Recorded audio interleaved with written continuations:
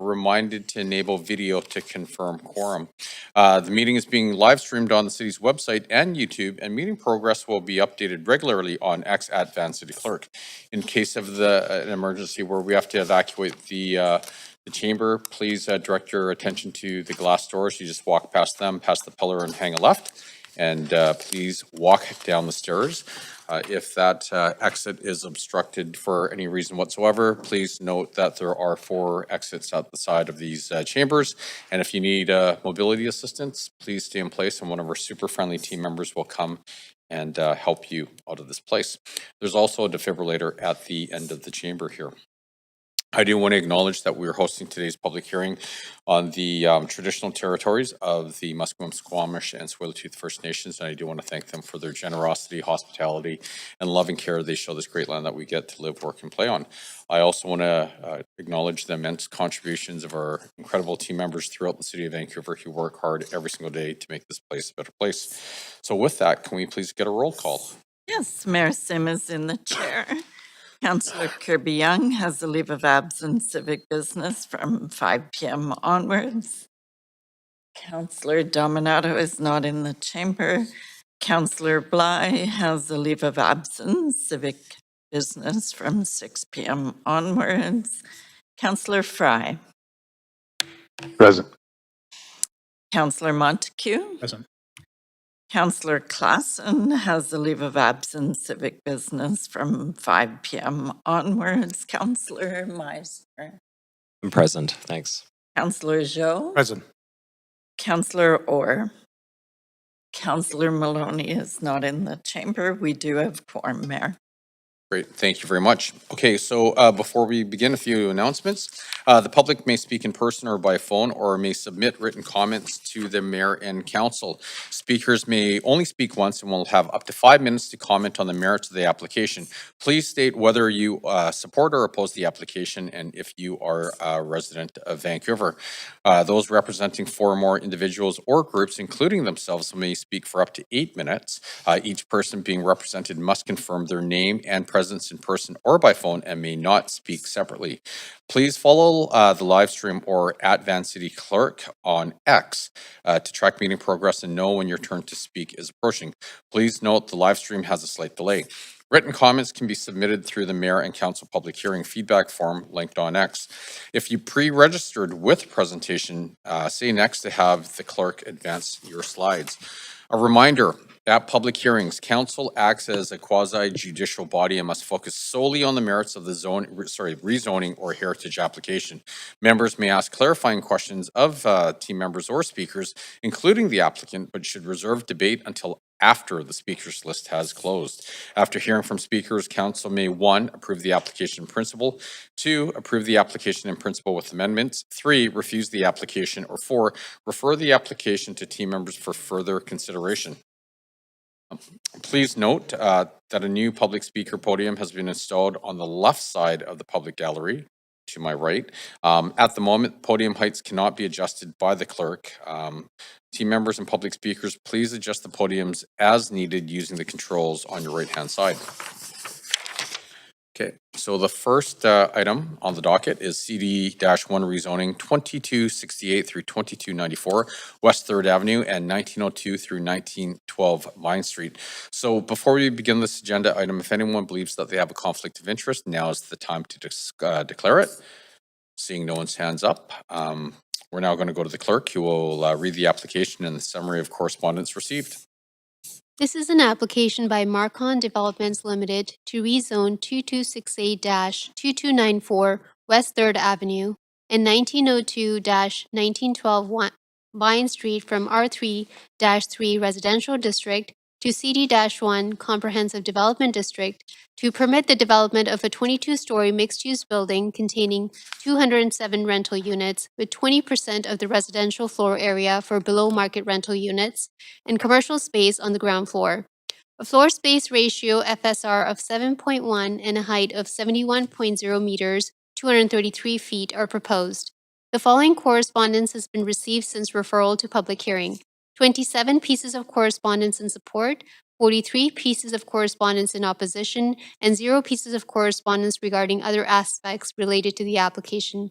This represents all correspondence received up to 5 p.m. today. Great, thank you very much.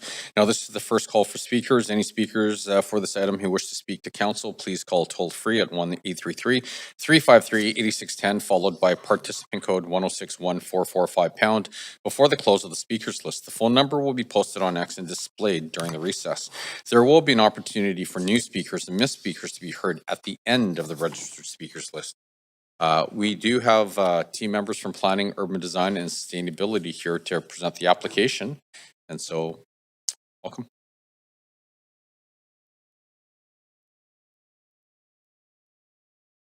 No, there we go.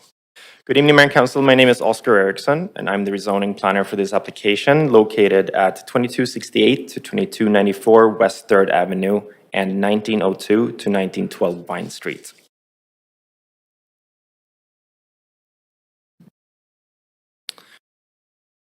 The site shown in red is located on the southeast corner of the intersection of 3rd Avenue and Vine Street.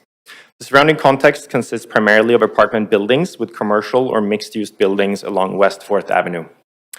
The site to the west, outlined in yellow, previously housed a Safeway grocery store and is now undergoing redevelopment.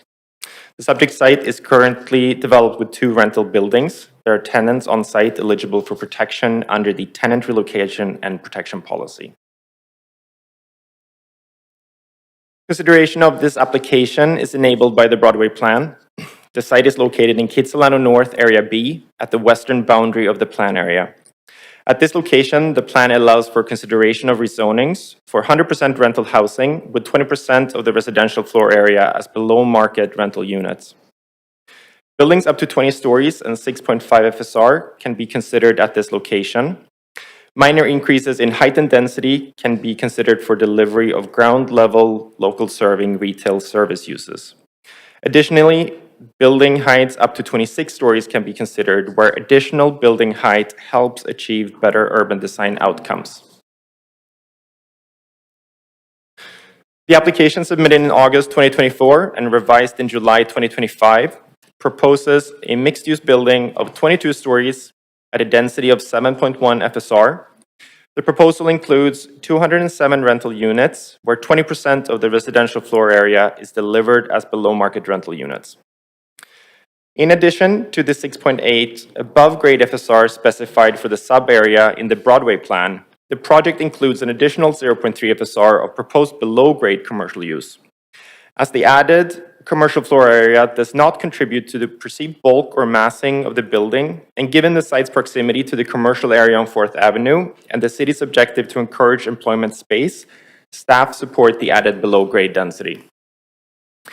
Additionally, to provide open green space at grade, including a pedestrian mid-block connector, and to improve retention efforts of neighbors' trees, the applicant has shifted floor area from the east side of the podium and relocated it to the top of the tower, making up the 22nd story.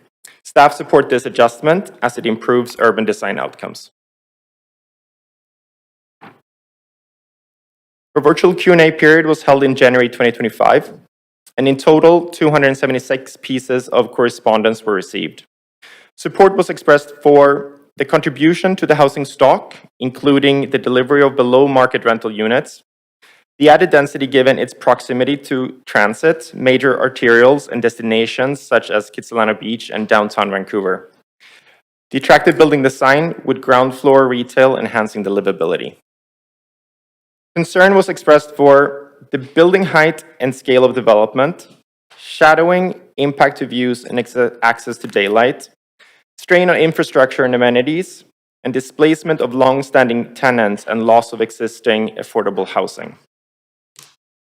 In response, staff notes that the building height and the scale of the proposal is consistent with the plan.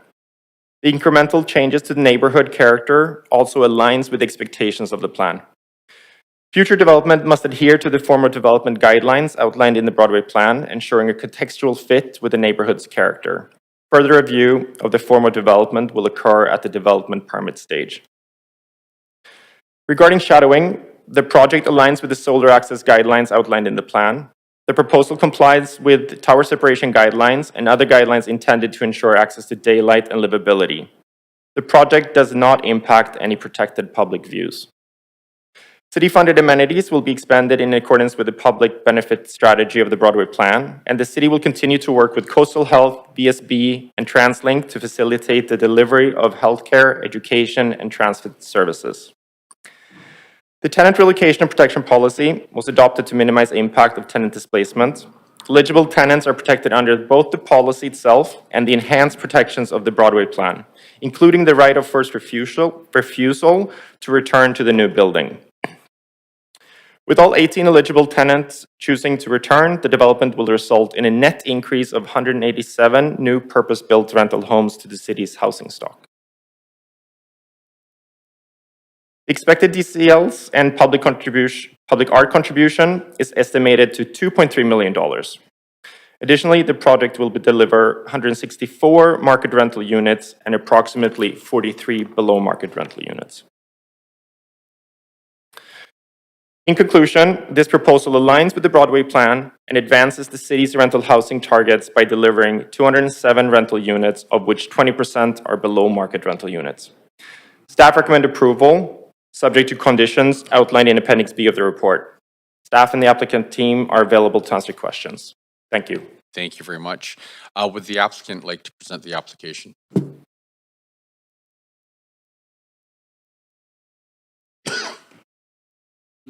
Good evening, Mayor and Council. My name is Nick Palala with Marcon. I will not be making a presentation this evening, but I'm happy to answer any questions that you have. Great, thank you. Are there any questions from council to team members or the applicant, noting that this is the only opportunity to ask questions of the applicant? Councillor Meisner. Yeah, thanks. This is for the applicant. Just curious as to what you're envisioning for the retail space, given there's lots of retail nearby. Yes, one of the reasons that we were looking to create additional commercial space at this location was that the ground plane is served by lots of different retail amenities on 4th Avenue, that we think that there's an opportunity for wrapping that corner with retail and commercial that will add vitality, like food and beverage and lifestyle programming, and also particularly the below grade. We're finding that with 4th Avenue being such a popular corridor for commercial, that there's a number of uses that don't have the opportunity. They're kind of competed out of the market because for the above grade space. And we think there's wellness programs and other types of facilities that could actually use below grade space to continue to operate and have business in the area, which is why we have also proposed to integrate that into this project. Okay, so something like a gym or something that doesn't necessarily... Wellness, yes. Yoga studio. Yoga studios, Yeah. Wellness, the cold plunge sauna type stuff. Okay. All these wellness amenities that this community does have, but they've been increasingly squeezed with just competitive retail dynamics along 4th Avenue. Yeah, okay, great. Thank you. Thank you very much. Okay. This is the second call for speakers. If there are any speakers for this item who wish to speak to council, please call toll free at 1-833-353-8610, followed by participant code 1061-445# before the close of the speakers list. The phone number will be posted on X and displayed during the recess. We're now going to hear from the public. Any registered speakers in the council chamber, please come forward to the left podium when your name is called. Phone-in speakers will be unmuted when your name is called. Speakers will have up to 5 minutes to make their comments and should limit their comments to the merits of the application being considered. So our first registered speaker is speaker number 1, Jane McFadden. Jane on the line? No. Oh, okay. Speaker number 2, Susan Davies. Yes. Hi, good evening, Mayor, Sim, and Council. Thanks for giving me time to speak tonight. Right, please go ahead. Can you hear me? Yeah, we can hear you great. Please go Can you ahead. hear me? Okay. My name is Susan Davies. I'm a resident of Kitsilano. I'm also a medical professional who's worked in Kitsilano for the last 36 years. I'm speaking in opposition to the proposal on West 3rd and Vine Street. My primary concern is not so much change itself, it's the lack of comprehensive and transparent mitigation plan for the impacts of this project, because there are so many other proposals for high towers in this small geographic area. And so I believe this development can't be considered just in isolation. There's dozens of additional high-rise towers planned or underway within a few blocks in the same area. And when you layer the projects together, we're looking at a really dramatic increase of the population density, potentially thousands of new residents, without a clear public plan outlining how the infrastructure will keep pace. Infrastructure, I mean roads, parking, the sewers, schools, parks, daycares, preschools, health services, and of course, emergency access. And as someone myself who works presently in healthcare, I can tell you that services in this area are already very stretched. Because I have limited time tonight, I'm just going to focus on one specific example, and that's the parking and traffic congestion. I read the report, and the project proposes, as you said earlier, the 207 units. The parking is 88 parking spaces. So for this area, that would be about 200 to 400 residents in that one single building. Where are all the other people going to park?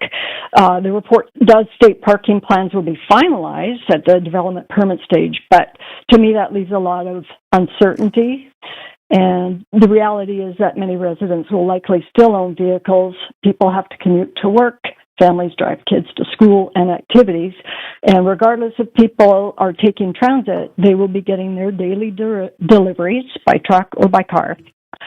Trades and service providers will still require access, as well as visitors and the ride sharing. And this has all added further pressure. So if parking is insufficient on site, I think that what's going to happen is these vehicles will spill into the surrounding street areas that are already very congested. Emergency vehicle access, the pedestrian safety, and the quality of life, I feel, will be negatively impacted. Already I hear, I live just across the street, so I'm hearing ambulances blaring every half hour down 4th Avenue, and I'm wondering how will people get emergency care in a timely fashion with further increased congestion? So, and this is only just the one building. Safeway redevelopment's already underway across the street at the very same intersection. So what we need to consider really is the cumulative effect, which could mean close to 1,000 new residents just in that one little corner. So what I would like to see is the detailed, publicly accessible plan that shows how the traffic flow is going to be managed. How will the sewers and utilities be upgraded? Or is 4th Avenue going to be permanently ripped apart for that? Or how will schools and health services be expanded? I don't see details in that. And I think growth needs to be responsible, coordinated. So I feel this proposal is quite premature and incomplete because the broader consequences of what I've just mentioned haven't been addressed. And I've read a lot of the Broadway plan. I've seen the acronym to be determined, TBD, many times. And I feel if you don't really have a plan if you have TBD repeated often. So in conclusion, this was just an example of the congestion parking issue. It's just one of the many areas where there's no, in my opinion, the detailed plan to address the impact of its development. So I'm urging Council to pause and require a more comprehensive infrastructure and mitigation strategy and make it clearly available as well as easily accessible to the public before approving the further density at this scale in Kitsilano. Thank you so much for your time. Great, thank you. Bye-bye. Thank you, Susan. Okay, speaker number 3, Davrin Lee Sun. Yeah, can you hear me? We can hear you great. Please go ahead. Hello. Good evening, Mayor and City Councillors. My name, as you mentioned, is Davrin Lee Sun, and I've been the owner of the Shoppers Drug Mart at the corner of West 4th and Vine Street. We're 1 block away from this proposed redevelopment. Now, I've been a pharmacist for 46 years, 36 of these in Canada, and I've been at this Shoppers location for 20 years, which is a fair amount of time. And over the past 2 decades, I've seen 4th Avenue change and grow into one of Vancouver's most popular and desired shopping districts for both residents and retailers. And it's a very trendy place to live, as you know. I've also not seen any new development in the last 20 years. This proposal is located within the Broadway plan area and is fully policy compliant, providing over 200 new rental homes, including those below market, which is, I think that's really important in a very popular neighborhood. It may seem that 4th is already a busy shopping area, But as a long-time local business owner, I can tell you that all retailers along the street will gladly welcome an increased customer base, especially in this uncertain economy. In the 20 years I've been here, I've seen many businesses on 4th open and close because it's such a competitive environment, and with increased population, it will definitely help survival. I've also seen many seniors being forced to relocate with increased rents. So with the rent controls and increased inventory, the rents might stabilize and make it more affordable for people. This project has my support. It brings new rental stock to the area, along with public benefits such as a family playground, retail shops, and a mid-block green pathway connection to the Whole Foods Plaza. Please consider improving this policy-compliant rental proposal in Kitsilano. Thank you for your time. Great. Thank you very much. Speaker number 4, Alex Downey. Please come in. Yes, please.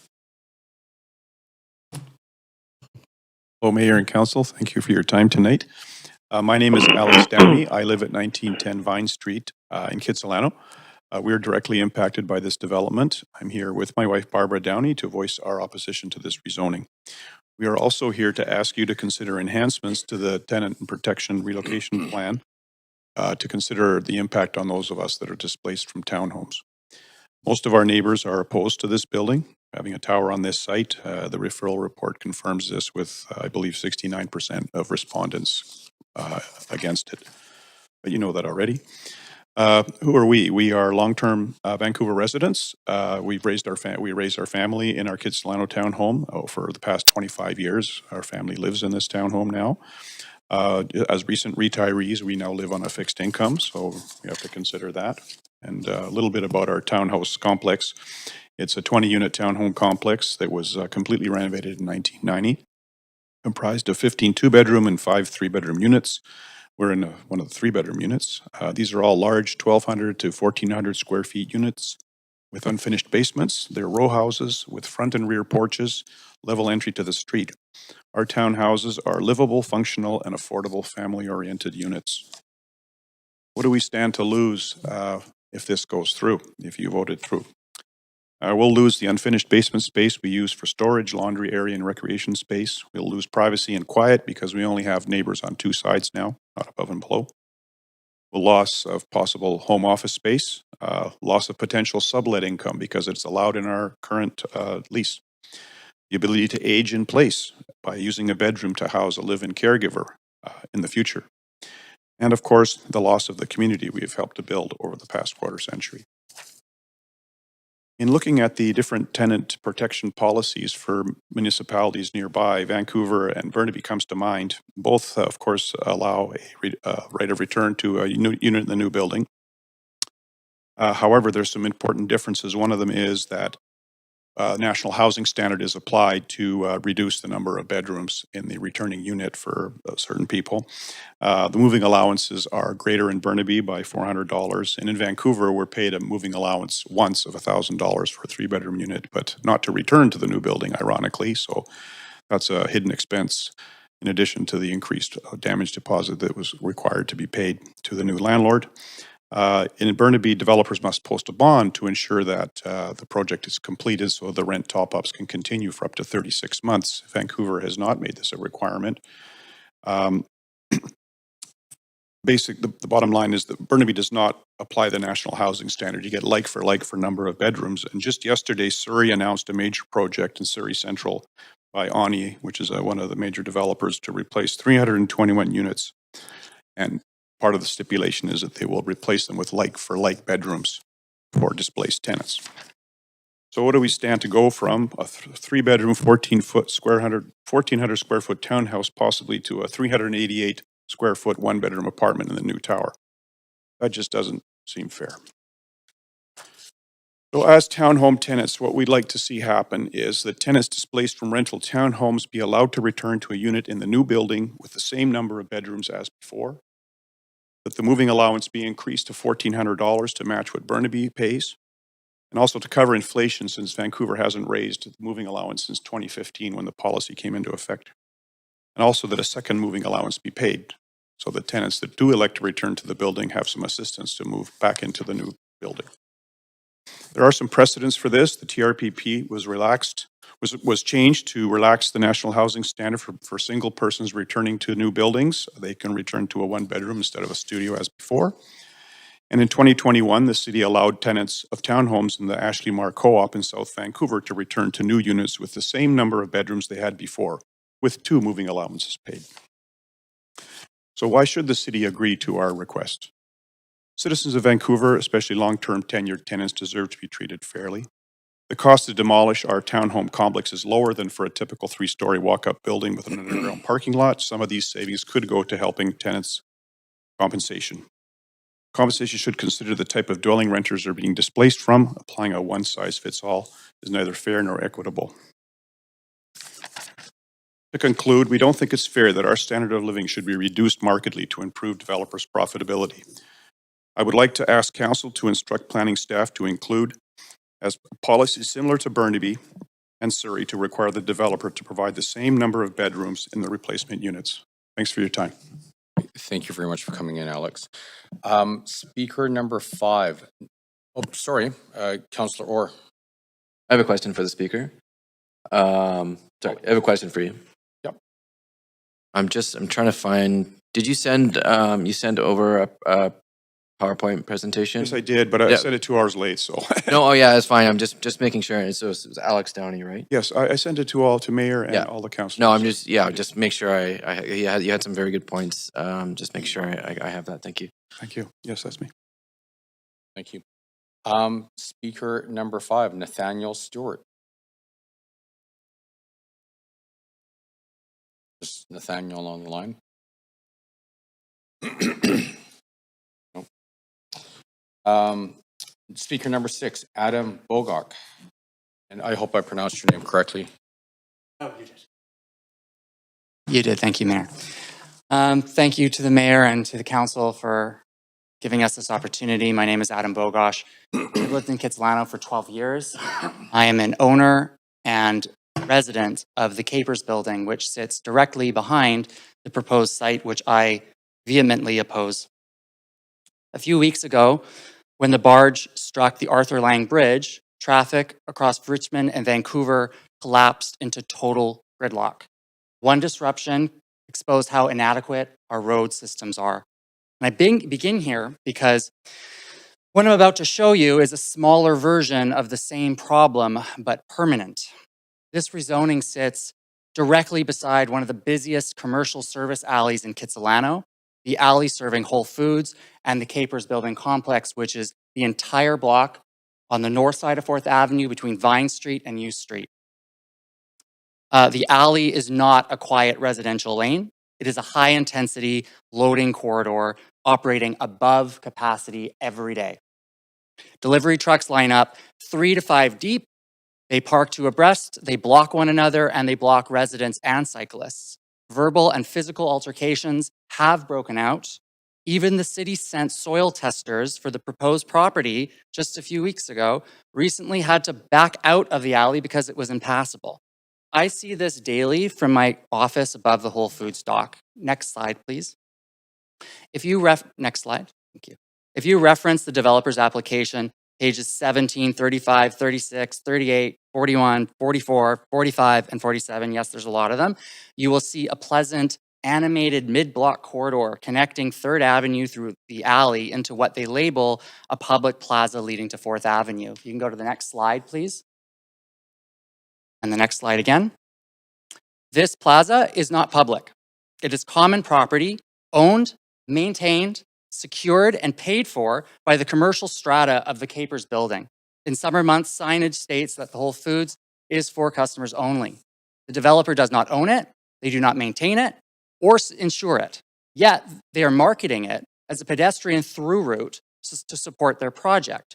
Worse, their rendering of the lane depicts leisurely dog walking and cycling as though this was a residential street. It is not. It is a commercial loading dock. Next slide, please. And the proposed 4-level underground parkade entrance would sit directly across from the Whole Foods loading bay, intensifying conflict in the tightest, most constrained part of that corridor. Next slide, please. That's their walkway. Next slide. No other high-rise development in this area sits atop this level of sustained commercial activity. Next slide, please. So to that, add 200 units, add construction vehicles and service vehicles and ride shares and deliveries and bikes and pedestrians and traffic from the Safeway redevelopment across the street there, and the congestion from 4th Avenue where buses already straddle lanes because the roads are so narrow. And the sidewalks are even worse for pedestrians. Next slide, please. With this, you are not solving a housing problem. You are creating a predictable safety and infrastructure failure.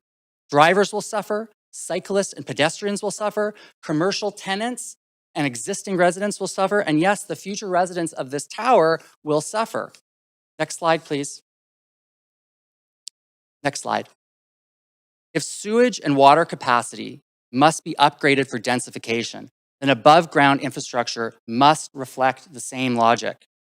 The roads, lanes, sidewalks, and servicing corridors must be capable of handling the population that you are introducing.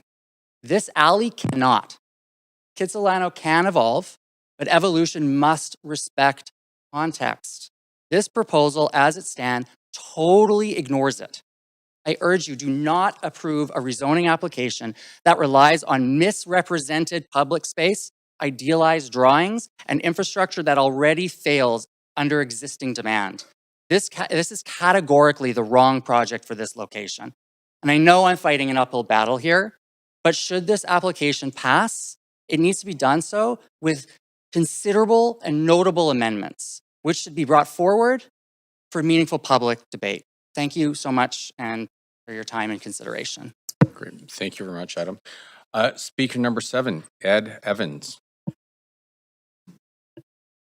Hi there. Yeah, I'm on the line. Can you hear me? We can hear you great. Please go ahead. Okay. Yeah. Hi, my name is Ed Evans. I'm a Vancouver resident, and I'm calling to offer my support for this application. So I used to live in Kitsilano and Fairview for many years before relocating to East Van because I couldn't find suitable housing in the neighborhood. And so like many others, I couldn't stay in the neighborhood. I still know the area very well and spend lots of time there. It's an incredibly connected neighborhood with access to beaches, parks, schools, shops, transit, and community amenities. Now that I have a family of my own, I appreciate even more how ideal this area is for kids. It's walkable, safe, and families can meet their daily needs without having to rely on a car. I also strongly support the inclusion of pedestrian-friendly design features in new developments. The proposed mid-block connection linking West 3rd Ave and West 4th Ave is a great example. Overall, I believe this is a great proposal that responds to the needs of the community and the city. Thank you very much. Thank you very much. Speaker number 8, Louis Villegas. Is Louis here? No? Okay. Speaker number 9, Ruth Cherry.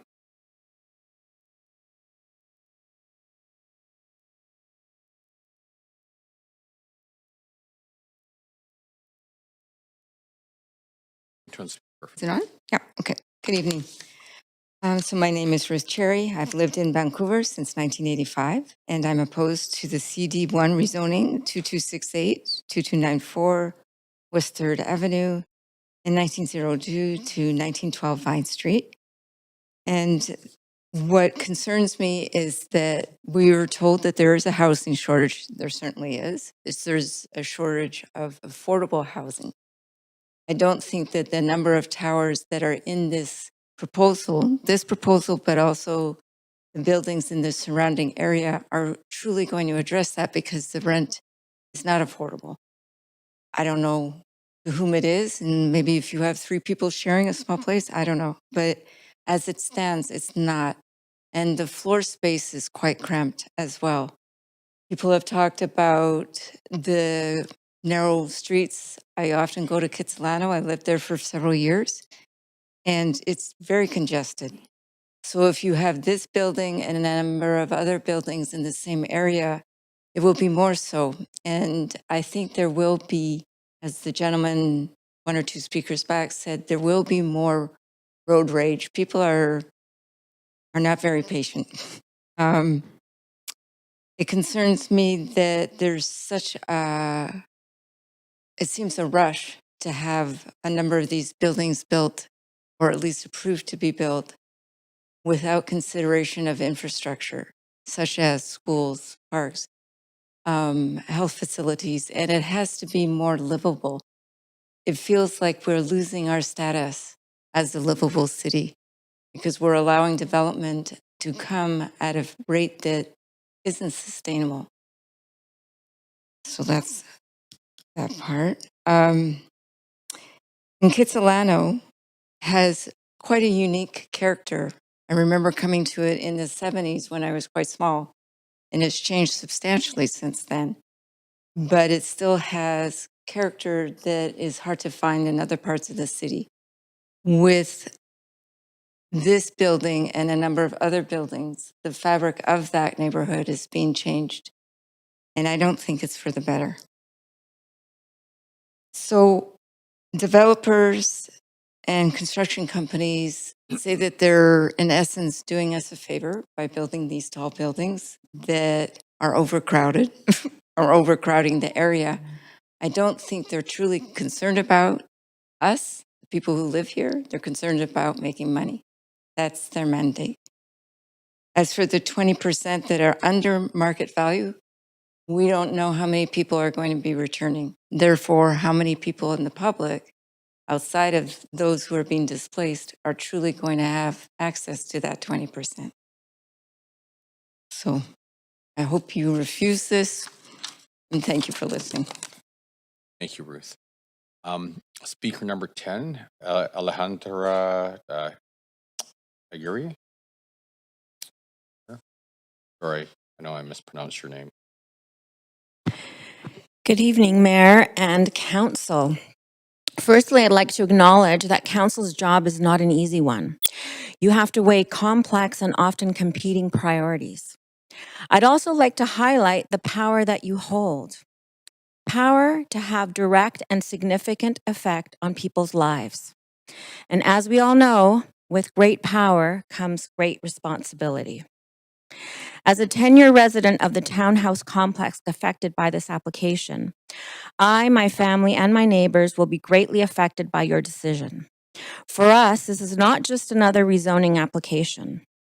Unless you're directly affected in this way, it's truly hard to understand what this is like. Growth is inevitable. The form it takes is a choice. There's substantial research showing that the form buildings have affects quality of life.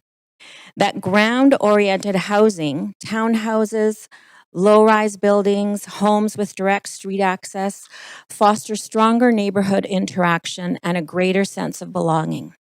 Human-scale development supports vibrant, safe communities because it encourages everyday social contact. Tall residential towers reduce informal interaction and increase anonymity. Our townhouse complex is not just a collection of units. It's a community.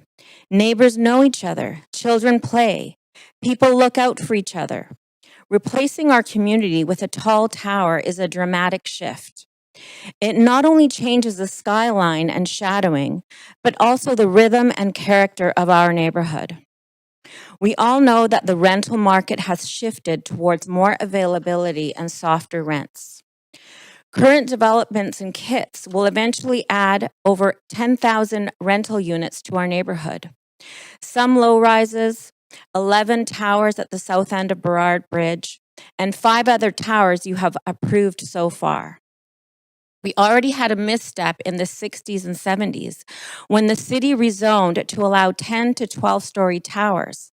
A half dozen were built until community action successfully stopped them from spreading further, preserving the character of our neighborhood. This will undoubtedly happen again. I'm not saying don't build. I'm saying build within the neighborhood's style and character. Besides the aforementioned half dozen 12-story towers, most buildings in Kits are 3 stories. So build more of these or slightly higher on sites that are less dense. Build livable units that meet the BC housing guidelines, not overpriced shoeboxes. Provide fair replacement for displaced residents, suites of similar size. Developers may be required to offer suites at a similar rent, but they are half the size. My family would go from 1,200 square feet to 600 square feet. So really, residents' rents are doubling per square foot. I speak to you in the spirit of the city's mission statement, which reads, create a great city of communities that cares about our people, our environment, and our opportunities to live, work, and prosper. Kitsilano is like a golden egg, fragile, precious, and irreplaceable. Careful hands are needed to nurture it, because once it's broken, its value and beauty can simply not be restored. Its value is not monetary. I respectfully ask you to consider whether this proposal strengthens the fabric of our neighborhood or fundamentally alters it in ways that cannot be undone. I ask you to look into your hearts and souls and ask yourselves, in 20 years, will you be proud of what you've done to Kitsilano? Were you responsible with the power you held? I know this is not an easy decision for you. You have pressures coming at you from all sides. But I ask you to respect our neighborhood and those who live there and choose community over profit. Thank you for your time. Thank you very much. Speaker number 11, Jennifer O'Keefe. Hello, can you Hi. hear me? We can hear you great. Please go ahead. Okay, thank you. I'm here today to urge you to vote no and delay this approval until the developer and city can demonstrate stronger tenant protections are put in place than current.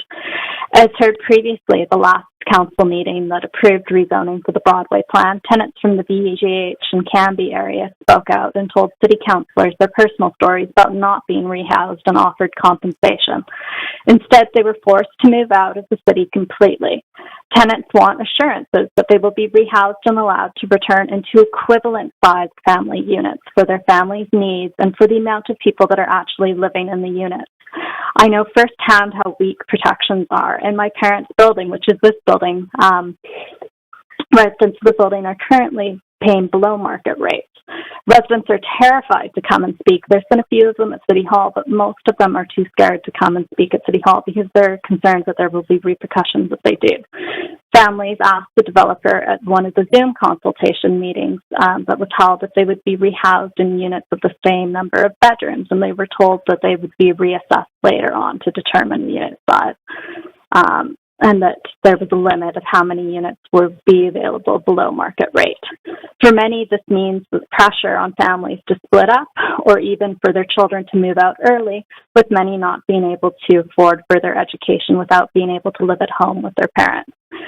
In the current building, many of the units are multi-generational family units with grandparents, parents, and young children living in the suites together. Many families rely on this shared housing for childcare, elder care, and affordability, and now they're fearing that they will be crammed into studio apartments or one-bedrooms. Is this displacement disguised as development? This Broadway redevelopment plan represents a massive transfer of land from residents in the neighborhoods to private corporations and investment firms. If we allow this to proceed, corporations will continue to control the majority of the rental housing, dictating market rates and occupancy as they see fit. Rental housing will become like diamonds, scarce and withheld and rationed, while families struggle to afford to live. I ask you to delay this proposal until the developer and city staff can demonstrate that residents will be protected adequately, that families will be assisted with stronger policies to protect them than what is currently in place, and that the tenants of the building have already spoken out in other areas saying that they were not rehoused. The Broadway plan does not demonstrate an adequate way in how the city is expanding infrastructure, such as schools, hospitals, sewers, hydro lines that meet the density that is being proposed with the amount of high rises. Unless, of course, the units are meant to be lived in by single people without families or left as untenanted investments. I ask that you make an amendment to the approval process that the developer must show evidence that they have a comprehensive plan for rehoming the residents and units, that the units must be of the same size and the same bedrooms to what is currently tenanted, as the majority of the residents are living multi-generationally in 2 to 3 bedroom family units. Please guarantee that the families can continue living together, as currently there is no guarantee that they will be offered units that will be comparable to what they are currently living in. Please vote no to the zoning change. Stand with the residents and not developers. Thank you. Great. Thank you very much, Jennifer. We do have a speaker number 12, Andrew Seymour.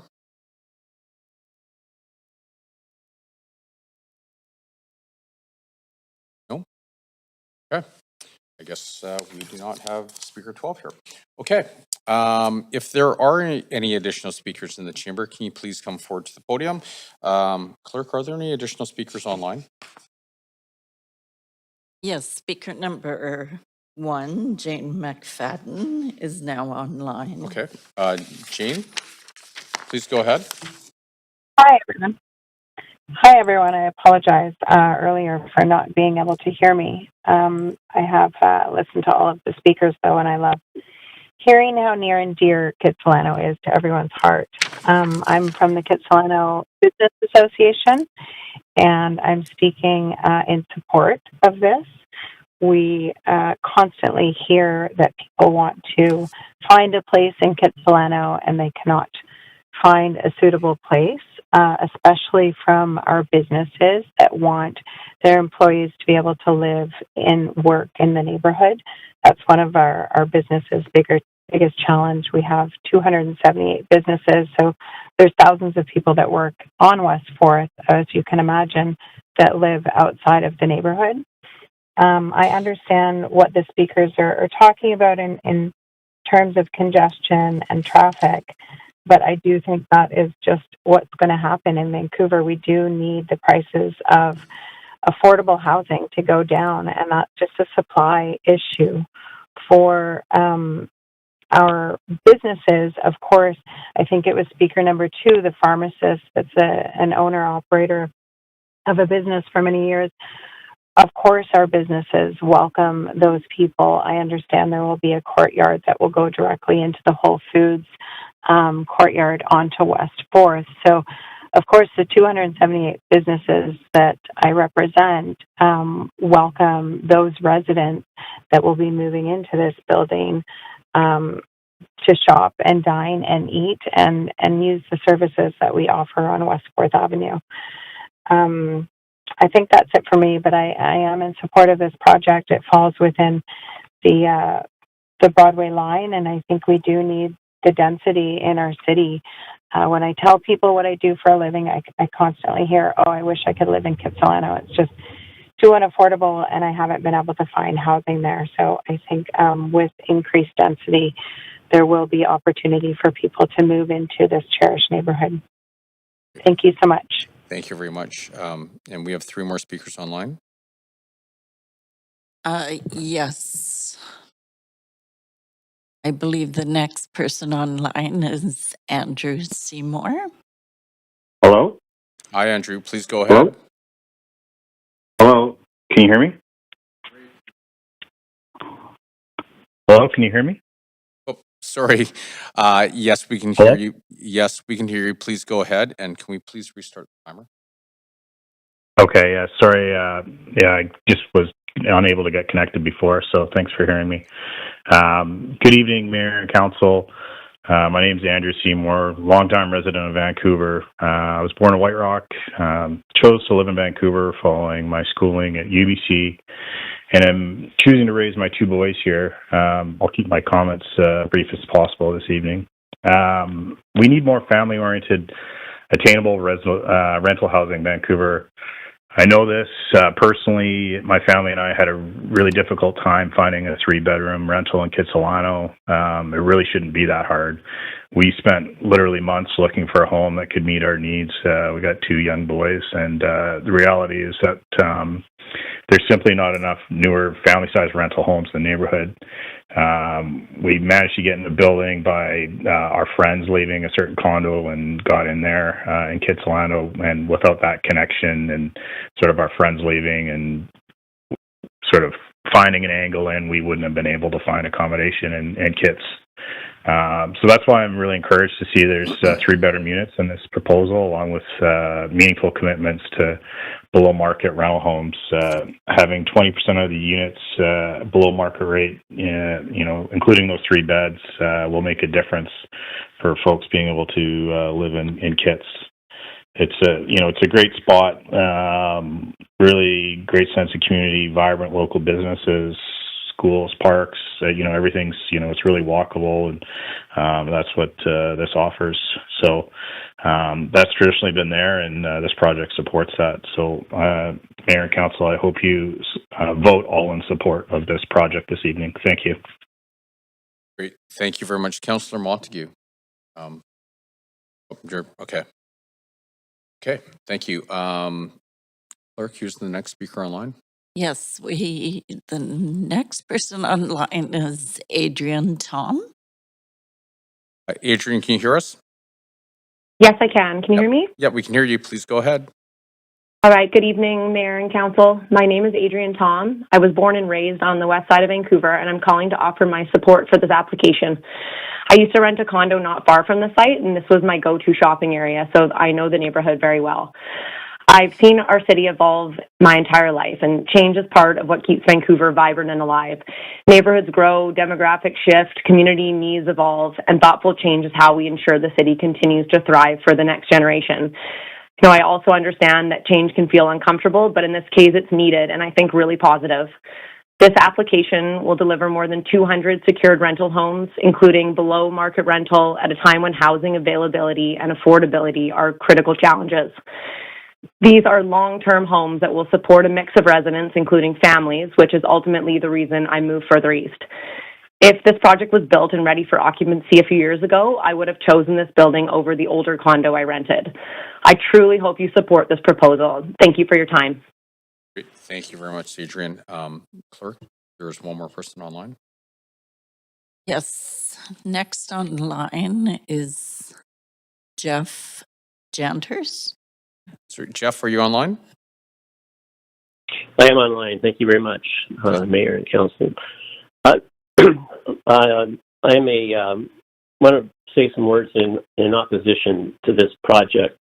Not total opposition, but I just think that based upon what I've heard tonight and what I've seen in the plan, the overall Broadway plan, there are some things that I think still need to be considered. And by the way, I'm not a resident of Kitsilano, but I'm a very frequent visitor to Kitsilano Yacht Club, Royal Vancouver Yacht Club. I've spent a lot of time in Kitsilano, and I've seen it change significantly over the last 15 years. Some of the speakers have made some very good points tonight. Change is inevitable.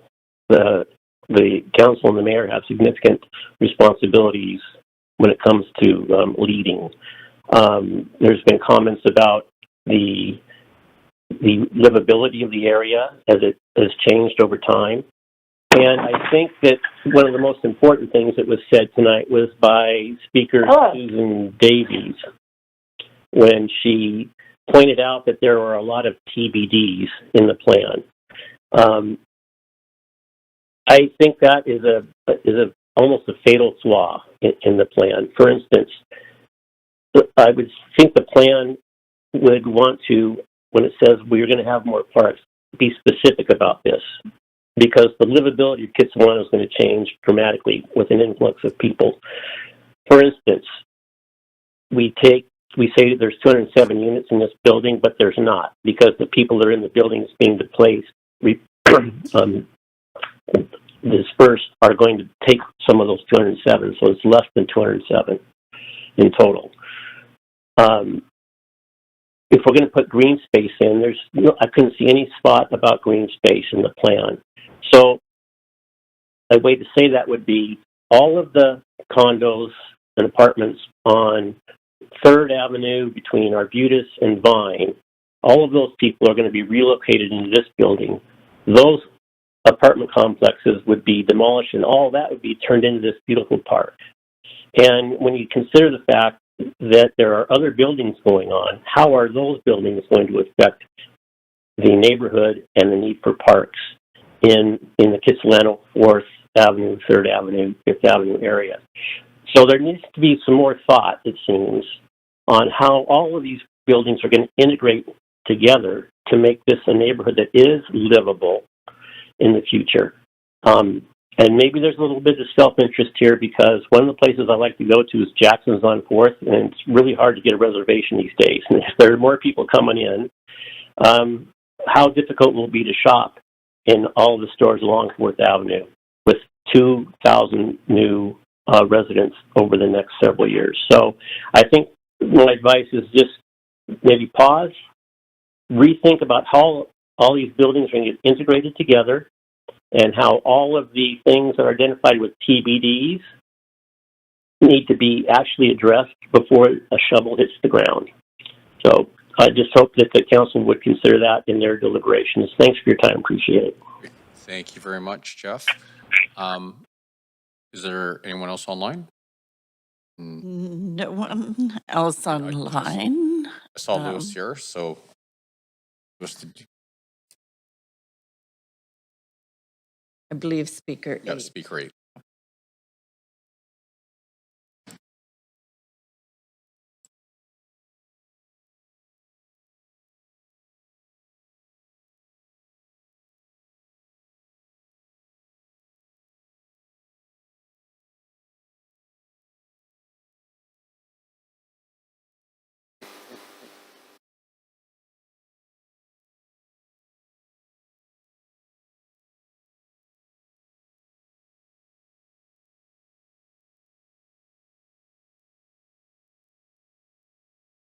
It's coming up.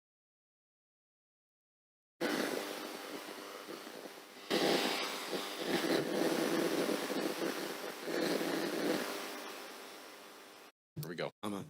My name is Louis Villegas. I am a Vancouver resident practicing urbanism in Canada and the U.S. for 40 years. Next slide, please. I oppose this proposal as I oppose towers building in the neighborhoods outside the downtown generally. The Broadway plan is the worst plan I've encountered so far in my professional career. Next. When I project this image in council chambers, I am left with two impressions. One, on the one hand, there's a consensus that this chart published by Global News accurately diagrams the housing crisis, but on the other hand, the voting record reveals that the party in power is hell-bent on perpetuating the housing crisis. Next. Read the same message in the zoning bubble diagrams in the staff report. The financialization of land is being passed off for urban design. Next. Here is proof. The towers in the foreground were all approved here. The urbanism, the architecture, the planning, everything is low class. City making in Vancouver is in a tailspin with towers and slot machines out of control. Next. This proposed tower will destroy property values by shadowing the houses across the lane. Is there a legal case to be made by property owners and residents prosecuting a class action suit against government for loss of property value and reduction in the quality of life? Next. Let your eyes follow the shadows. Residents in walk-up apartments lose, houses and townhouses lose as well. Next. The quality of the public realm is also diminished by tower shadows. Next. Here, the model accurately predicts the right approach to towers. The downtown peninsula is seen in the distance as a tower zone, jutting out into Burrard Inlet. Seen from far, far away, the towers appear smaller and don't block the views. Next. The lesson is crystal. Keep the towers out of the neighborhoods. Next. Every tower casts a shadow. We already have canyon streets downtown where the sun doesn't shine anymore. Now Vine Street on the left is lining up for the same result. Next. Lower left, human scale structures surrounded and overwhelmed by towers. Behind the foreground towers, human scale urbanism is surrounded by towers. The wolves are circling, but the profits are still flowing. Next. Fourth Avenue Village features towers blocking views, towers shadowing yards, parlors, kitchens, bedrooms, and the public realm, towers blocking the view of the Sky Dome. This is the worst possible urbanism. Next. Profits are soaring, sort of. The push is up, not out. Government chooses land inflation, not ecological hub and spoke urbanism, where GAP guarantees affordability to all Canadians. How could it be otherwise when Canada is the largest democracy by land mass? We are not running out of land. Government has run out of imagination and more than a modicum of common sense. Next. We've seen it all before. Both Charles Baudelaire and the Impressionists were in full force during the modernization of Paris. The Impressionists immortalized the towns on the periphery of Paris. Baudelaire immortalized the products of modernizing the city, dubbing them the flowers of evil. Next. Tonight, the party in power and those voting in step betray no interest in ending the housing crisis. Next. Building the concrete jungle, they do it one tower at a time, one vote at a time, one slot machine at a time. In October, next please. In October, the voters face a binary choice. Thank you for the opportunity to speak. Okay. Clerk, do we have any other speakers online? There is one other online, Bailey. I don't know how to say the last name. Okay, speaker, are you online? Hi, yes, All right, please go ahead. thank you. Good evening, Mayor and Council. My name is Bailey Miazga, and I'm a lifelong Vancouverite. For many years, I lived blocks from this site. My childhood home and my apartment were just blocks away. So I know the area very well, and I'm in support of this proposal. While recognizing that change can feel scary, I think this is a great project that will enhance Kits and allow more people to join the community. Kits is a wonderful area, and we should continue to ensure it remains welcoming and inclusive by encouraging the development of market and below market rentals. So I hope you vote in favor tonight. Thank you. Thank you very much. Okay. This is the third and final call for speakers. If there are speakers for this item who wish to speak to council, please call toll free at 1-833-353-8610, followed by participant code 1061445 # before the close of the speakers list. The phone number will be posted on X and displayed during the recess. So we're now going to take a 2-minute recess for any additional speakers to call in or come forward to the podium.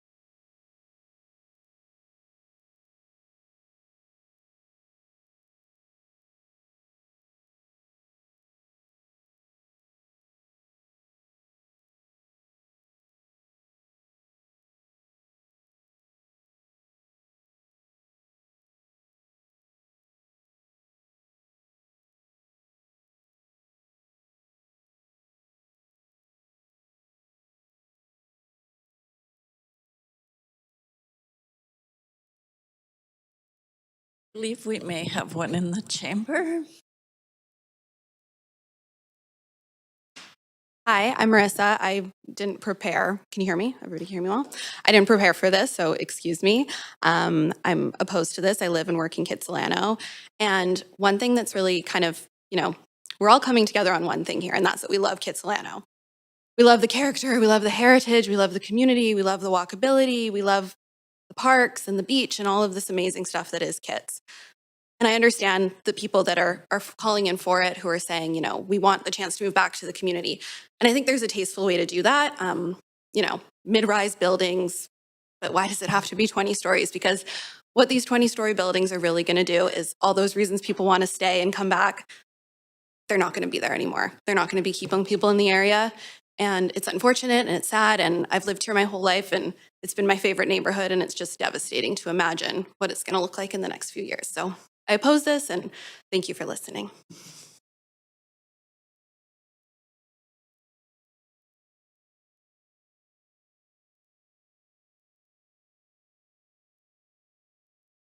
I'm just checking for online.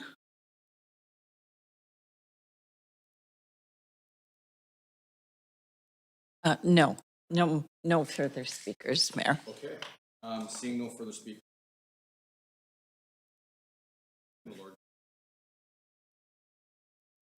No.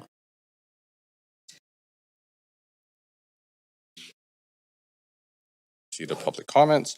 Does the applicant have any closing comments? Thank you, Mayor. Yes, I have a few closing comments. Firstly, we absolutely respect and acknowledge those who are currently living on the property who, through this process, should the project be approved, may need to relocate for a period of time and ultimately have the opportunity to come back to this project. I can tell you,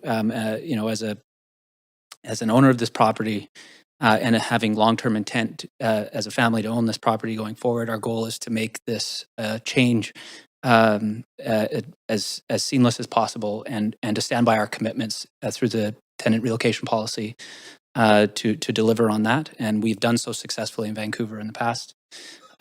Speaking to some of the items around logistics around the site, I understand them well. I'm a 15-year resident of Kitsilano. I spend a lot of time, almost obsessively so, in that node, with my wife telling me to stop looking at the back lane and figure out how we can resolve and make the condition better. The mid-block connection adjacent to Whole Foods, as has been discussed, is actually a known amenity in the community that's actually been referenced in an urban design context as precedent in many communities as a successful privately owned public space. And our goal with the mid-block connection that we're proposing for this site and the node we're creating on the north end of the property was actually really to lean in to the success of that space, which I personally have used many, many times over the years and see the community using frequently. We think we can add to that experience as we go forward and add to the vitality of that immediate block.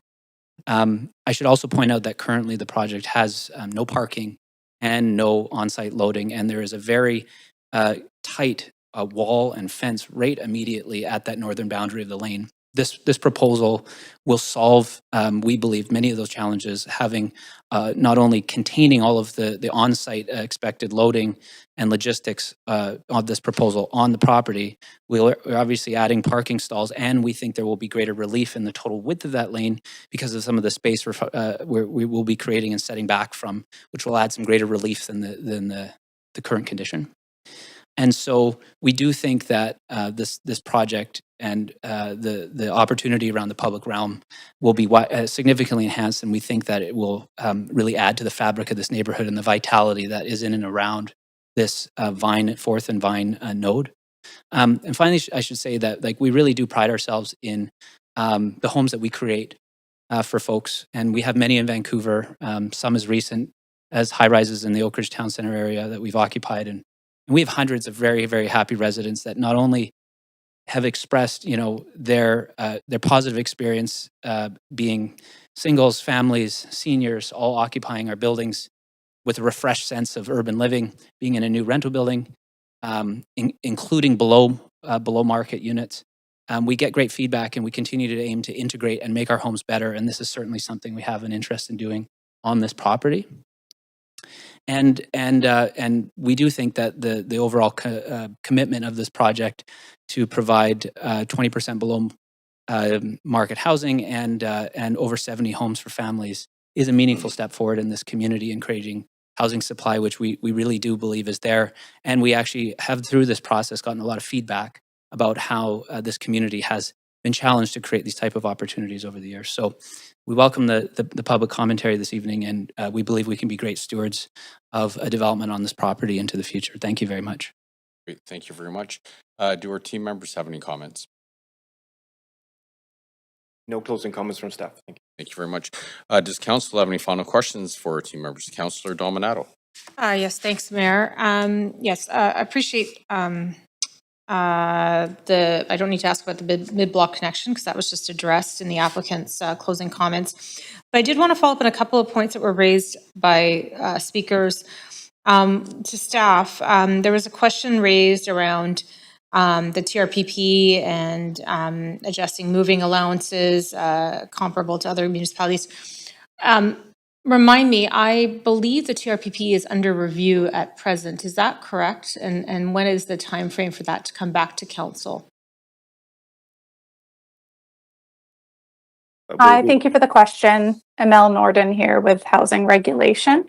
Yep, staff intend to start scoping for the next TRP policy review later this year with a report back anticipated to council in 2027. Okay, thank you. So as you're hearing comments coming up as part of public hearings, that'll be considered as part of some of that policy review. Is that correct?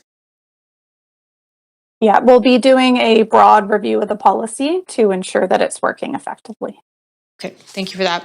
And then I want to circle back to also a question that was raised. Current residents do have the opportunity to come back to the proposed new building, but their point raised was if they're living in a 3-bedroom townhome now, do they have the opportunity to come back to a 3-bedroom home in future? Could staff comment on that? Because I can't ask the question to the applicant, but under TRPP policy.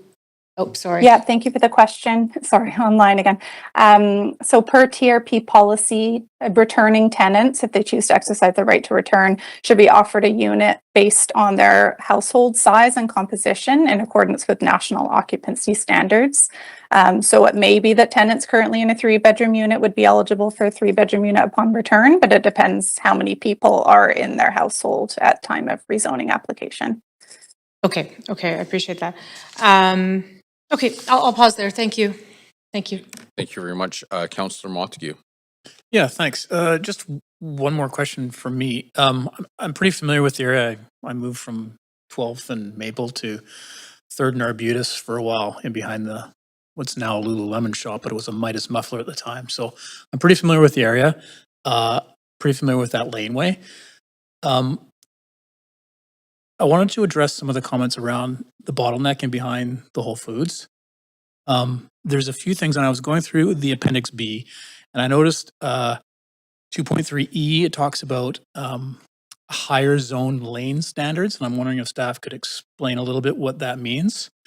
And I also see something here in, I guess it's I and J, it talks about the duck banks to meet current city standards, and as well as the standalone lighting poles. Are we looking at removing the utility poles, because those are actually in the laneway and I think cause a shrinkage of the width of the lane? Thank you for the question, Councillor. We're going to relay that question to Carol Lee, our colleague in the engineering department. Yes, hi, Mayor and Council. This is Carol Yee representing engineering. So I think in response to your question about the ducting, that is a standard requirement that we require on all development sites. And sometimes if there are existing lighting on existing poles, sometimes we do want it on a standalone so it's not sharing on the same pole. Okay, so will those hydro poles be removed or will they stay? That will be determined later. It has part of detailed design to look at the feasibility. Okay, and is there a bigger setback in the lane? Will it make the laneway wider between the this this project and the Whole Foods that's to the south? Yes, I think there is a portion to make it into a standard lane width to meet the city standards. Okay, and can you just higher zone lane standards, is that just all part of increasing lane width, and so just a general? That actually refers to the pavement condition, Okay. just to make sure that it can withstand additional, I guess, flows and making sure it's strong enough for the vehicles on top of it. Okay, thank you, Chair. Thank you, Mayor. Thank you. Thank you. Councillor Meisner. Yeah, thanks. A few of my questions have been asked already, but I want to follow up on the laneway as well. Are staff, as part of this process, doing any analysis of the volume of, I guess, traffic deliveries in that laneway as it is today, given the Whole Foods loading zone there? Or is that to come? Hi, this is Carol representing engineering again. And so I think what's been observed is vehicles stopped within laneways. And so those are typically subject to the city street and traffic bylaw that requires spacing requirements and time limits to load and unload. Okay, but are staff analyzing the traffic flow in the laneway is my question as part of this process? As part of this process, we are not analyzing the traffic flow. Okay. And just to follow up on your previous point, are you saying that this is an issue for parking enforcement? Yes, and stats do indicate that as of 2025 last year, the city did receive 3 parking enforcement related issues on the lane. Okay. Okay, thanks. That's it for me. Thank you very much. Thank you. Councillor Orr. Yeah, thanks. Most of my questions have been asked as well. I definitely was curious about the lane, maybe more on the sort of POP and the throughfare there. I know the applicant sort of talked about that they'd be more adding to your POP, but it sounded from the comment from the strata there that wasn't the case, or that's not how they feel. Do we have any sort of sense of how legal feels about this in terms of, is there any, I'm just thinking, is there any sort of future litigation from the strata around sort of integrating their POP with this new POP? Has there been any eyes on that?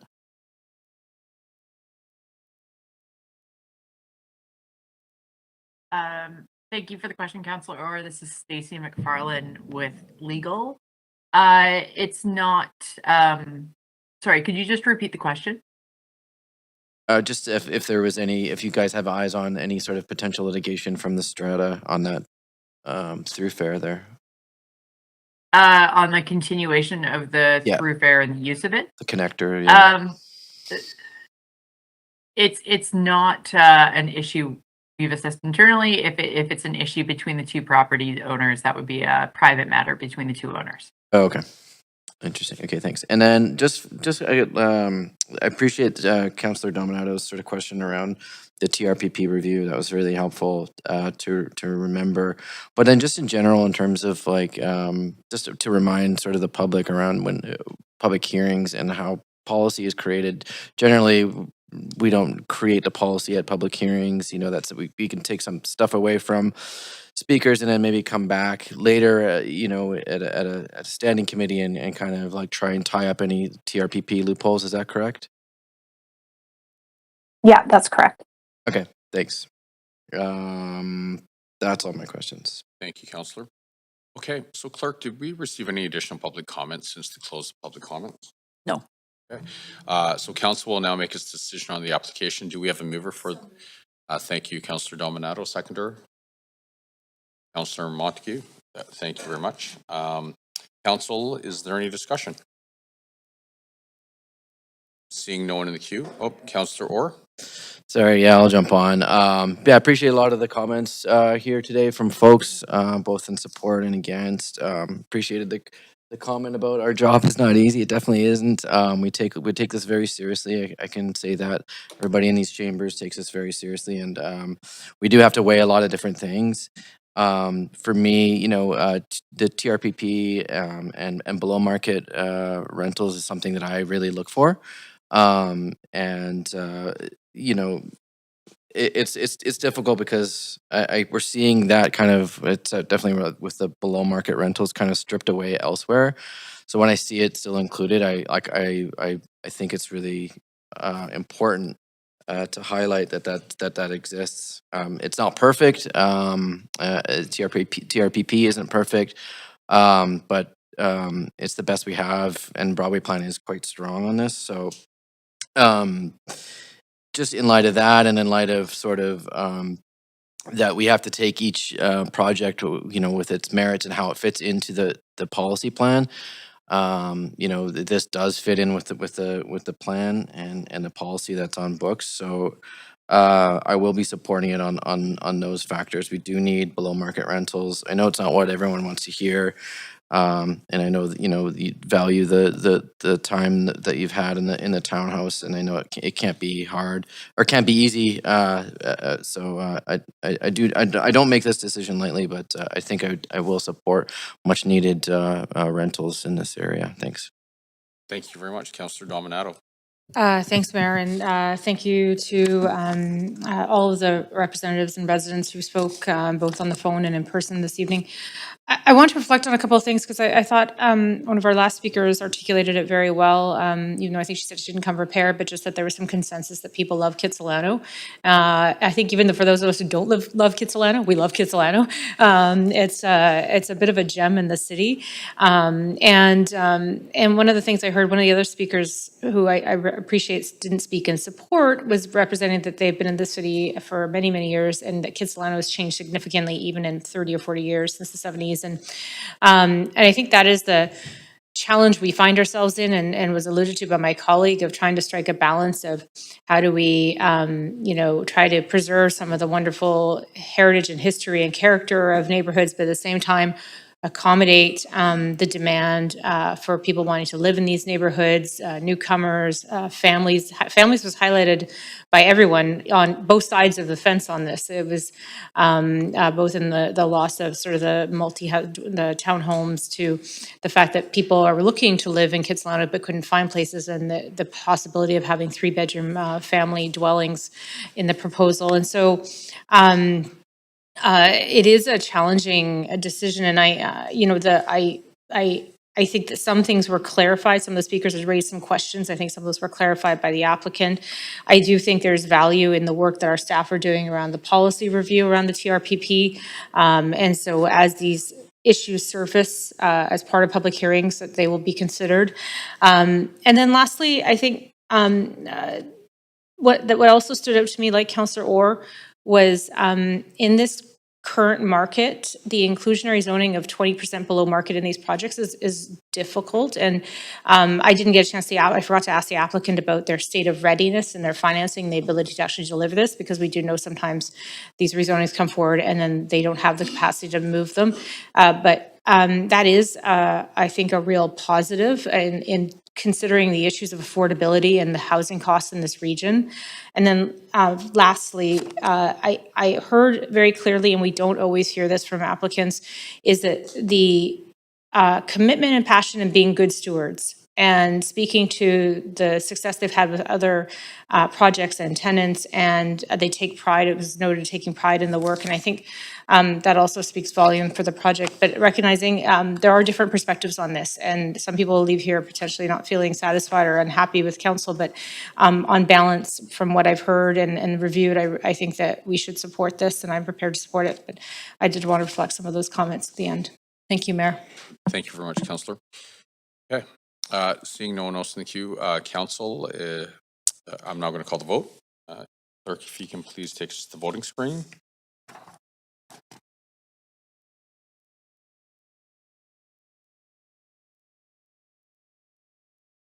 Okay, and that passes unanimously. Okay, so that completes item number 1. So we'll go to item number 2 now, CD-1 amendment, CD-1566 East Fraserlands Town Square Precinct, 3575 Sawmill Crescent, and CD-1567 East Fraserlands Waterfront Precinct, 8711 River District Crossing, and 3522 East Kent Avenue South. Before we begin this agenda item, if anyone believes that they have a conflict of interest, now's the time to declare it. Does anybody wish to declare a conflict of interest? Seeing no one's hands up, the clerk's now going to read the application and the summary of the correspondence received. This is an application by West Group Properties, Inc. to amend CD-1566 East Fraserlands Town Square Precinct and CD-1567 East Fraserlands Waterfront Precinct to permit changes in Area 1 of the East Fraserlands community. Amendments include the relocation of underground parking to above grade, which results in an increase to building heights on parcels 19.1, 3334, and 3536, a decrease to building height on parcel 30, transferring the affordable/social housing obligation from parcel 34 to a standalone site on parcel 30, transferring the permitted rental density from parcel 3334 to parcel 19.1, and providing miscellaneous housekeeping amendments to correct the live-work use. Consequential amendments to the East Fraserlands official development plan will be required, and no changes to the overall density are proposed. The General Manager of Planning, Urban Design and Sustainability recommends approval, subject to conditions set out in the summary and recommendation. The following correspondence has been received since referral to public hearing: 11 pieces of correspondence in support, 29 pieces of correspondence in opposition, and 0 pieces of correspondence regarding other aspects related to the I application. think it's on a break.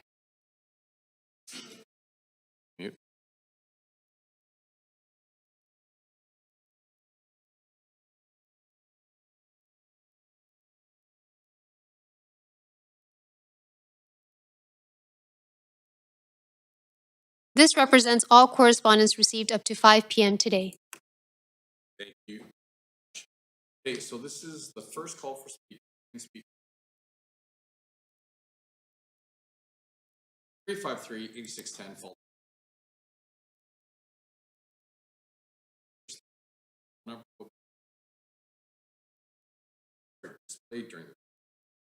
There will be an opportunity to speak. You heard at the end of the registered speakers list. Now we do have our team members from Planning, Urban Design and Sustainability here to present the application.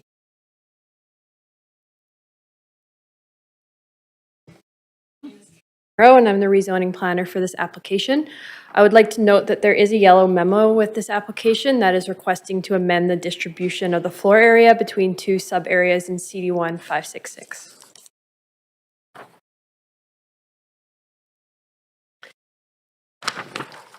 The East Fraserlands community, also referred to as the River District, is a 128-acre site located in southeast Vancouver next to the Fraser River.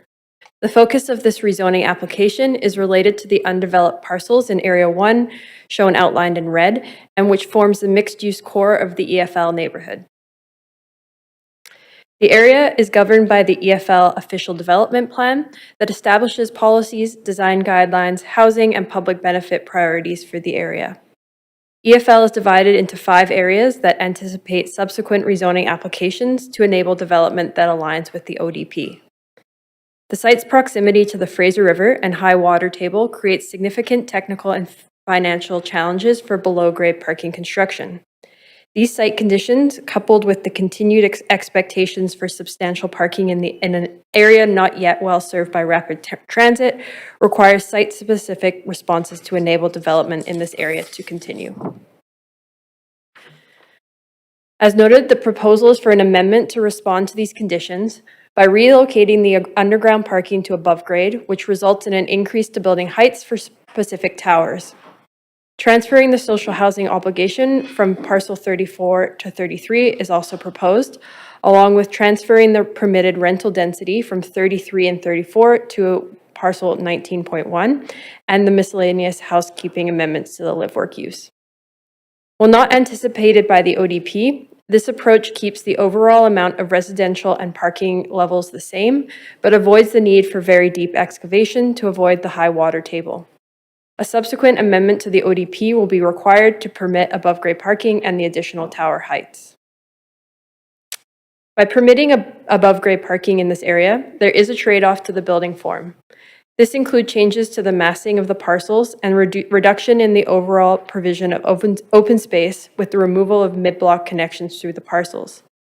By moving the density above grade, the building heights and floor plate sizes are also increased, and an additional tower is added to parcel 34.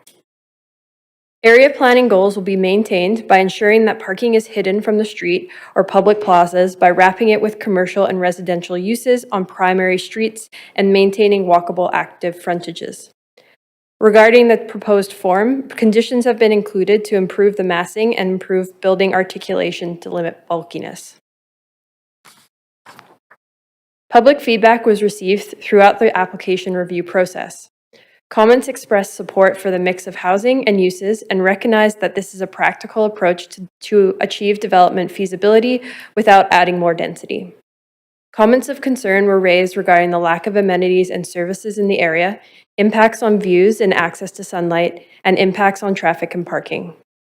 Regarding amenities and services, a community center and childcare center is expected to be delivered in the area, with timing dependent on the completion of the residential developments to assist with project funding. Regarding traffic and parking concerns, a transportation study was submitted, and the proposal is not anticipated to increase traffic over the original approved rezoning. This application is generally consistent with the intent to deliver a range of housing and amenities in the East Fraserlands area while addressing site-specific construction challenges related to a high groundwater table and increases development viability. Staff support this application subject to the conditions and are available to answer questions, and I would also like to remind Council of the yellow memo with this application. Great, thank you very much. Sir, would the applicant like to present the application? Mayor and Council, Graham Brewster here on behalf of West Group. We appreciate the opportunity to speak this evening. This rezoning is about one essential thing: keeping River District moving forward, not changing the vision, not reducing parking, not increasing density, but ensuring the final phases of Area 1 can actually be built in today's environment. River District was planned over many years in a very different economic and policy context. Since the original approvals, construction costs have escalated significantly, financing conditions have tightened, groundwater policies have evolved and realities remain complex, and more recently, Metro Vancouver fee changes have driven up costs, materially affecting project viability. At River District, we're building beside the Fraser River with a high groundwater table. Although we successfully managed this for the past 10 plus years, deep excavation is increasingly challenging and at this stage cost and policy prohibitive. Furthermore, while transit options are improving and will continue to improve through the continual build-out, we as West Group understand River District requires parking far above the bylaw minimums. For context, West Group developed projects have provided parking ratios above and beyond the bylaw minimums even before those citywide minimums were reduced. This amendment responds to that reality. By relocating a portion of parking into well-designed podium structures, we reduce excavation risk, maintain our ability to meet market needs for the amount of parking, and improve construction feasibility. Importantly, there is no increase in total density. All approved floor area remains the same. We are not reducing the provision of parking, instead relocating parking to a more viable location. All other master plan commitments remain intact. This is not about building more area, it's about making what is already approved deliverable. River District is not a one-off project. It's a long-term community that has been built steadily for over a decade. Through market cycles, through uncertainty, we've continued to build. That continuity matters. Viable projects get built. And unviable ones stall, as we recently unfortunately experienced for the first time in our history at Ardea. And when projects stall, housing delivery slows, retail vitality suffers, and public realm improvements are delayed, including parks and affordable housing sites. Community amenities get pushed further out. This amendment allows the remaining parcels in Area 1 to proceed.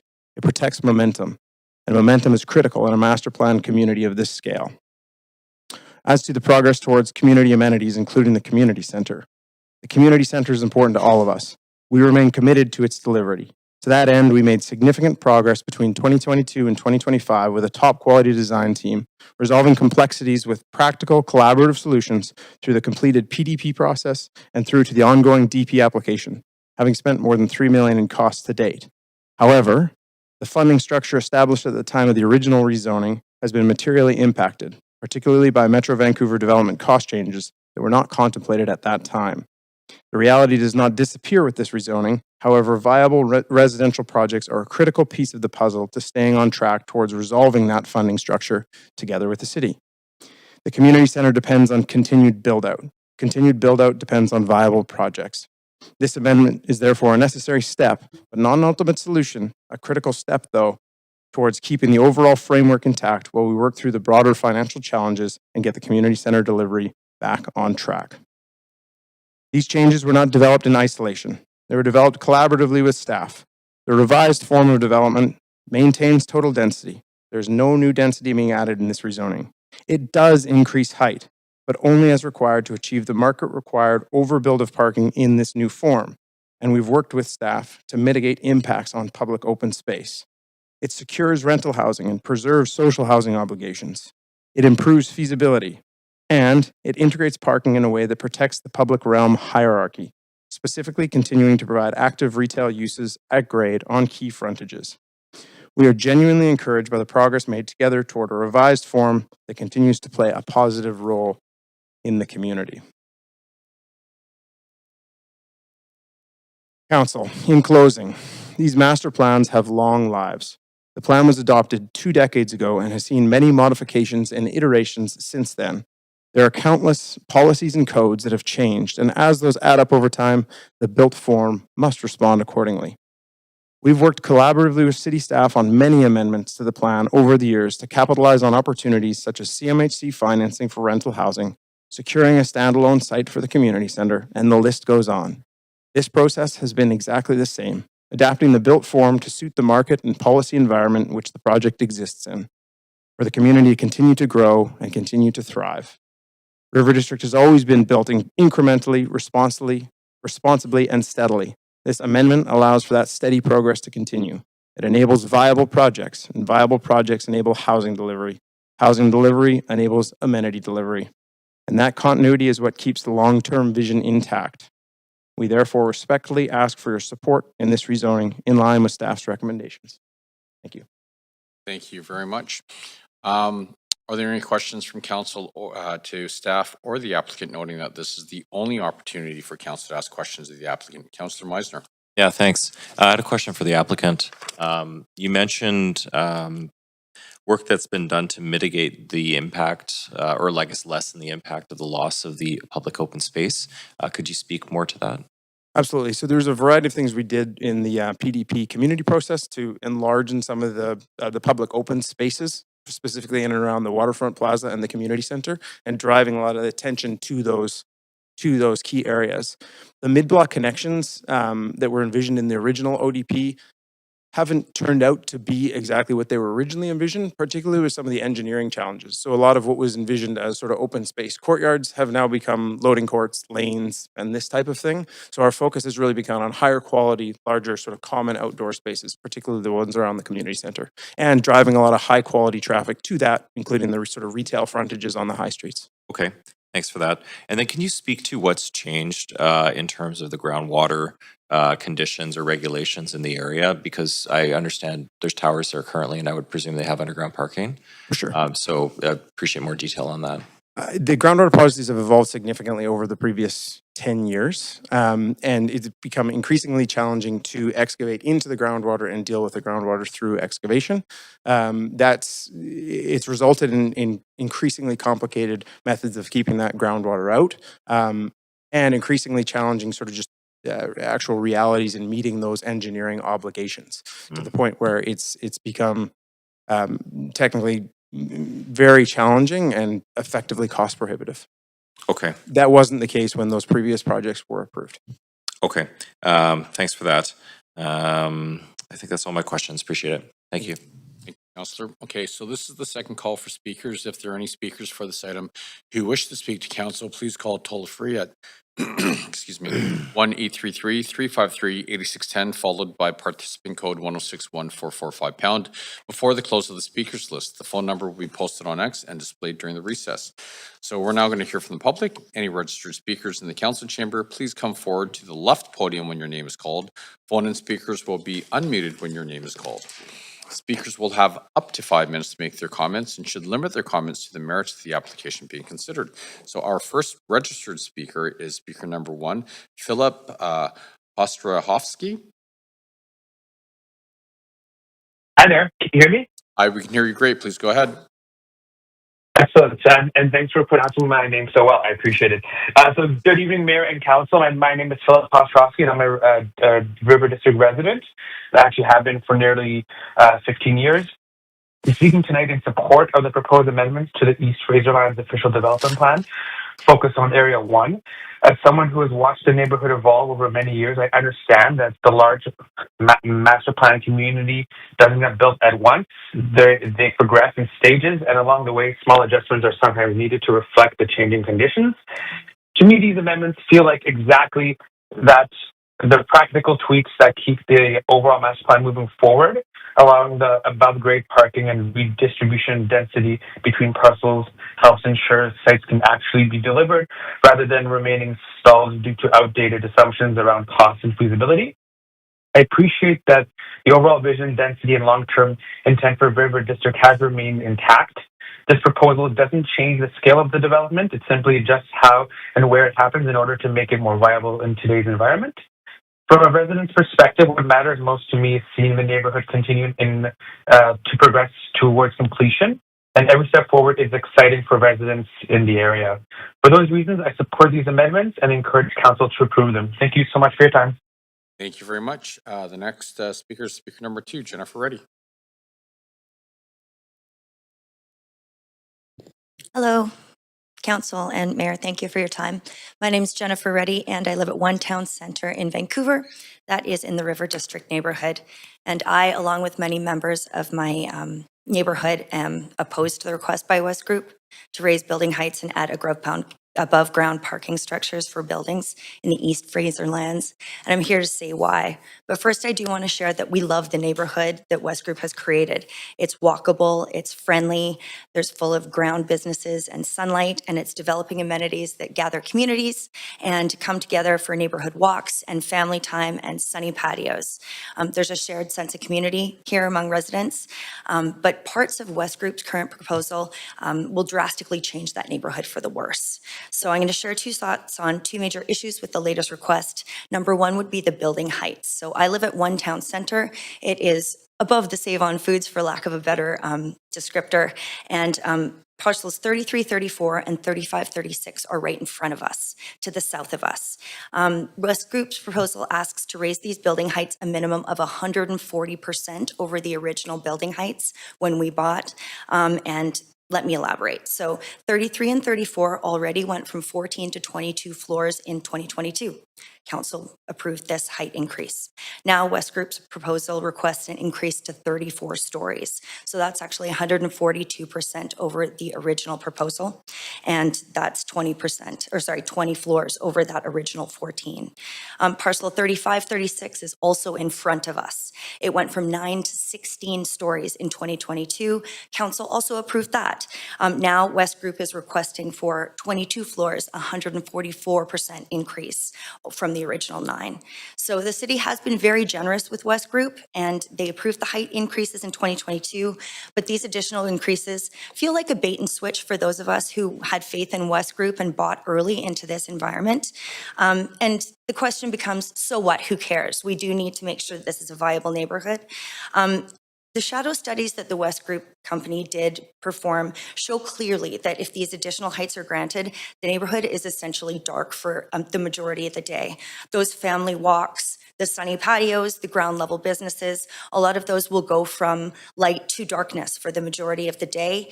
And it feels like it's no longer the neighborhood we were promised. It reduces faith in West Group as a company, and I think additional consult is needed. I did say I had 2 issues, so I will get on to my second one now. The above ground parking.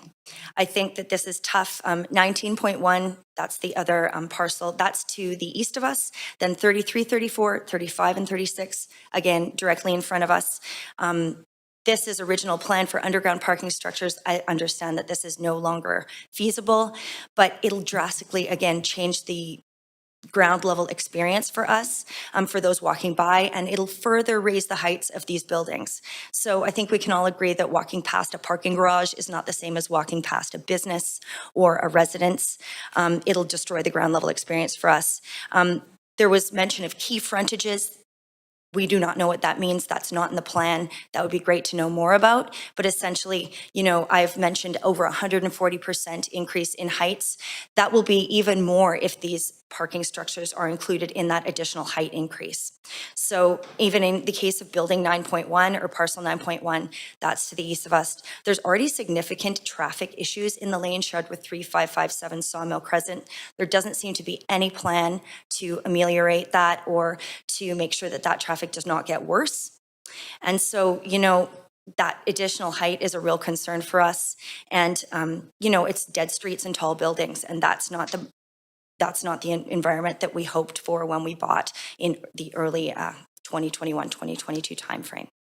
So final notes, this will severely affect our enjoyment of the homes we've already purchased in good faith from West Group. The neighborhood was built with a mix of densities in mind, and it feels like West Group is trying to maximize profits over the vision and livability of the neighborhood for residents. Again, kind of feels like a bait and switch. So we do oppose West Group's application specifically for higher building heights and above ground parking in parcels 33, 34, 35, 36, and 19.1. We don't really want to live in a dark, lifeless neighborhood where the sun is blocked and above ground parking present on every block as is proposed. We want to live in a neighborhood we were promised when we put the faith in the city and in this developer. Thank you. Great. Thank you very much, Jennifer. Speaker number 3, James Aranzad.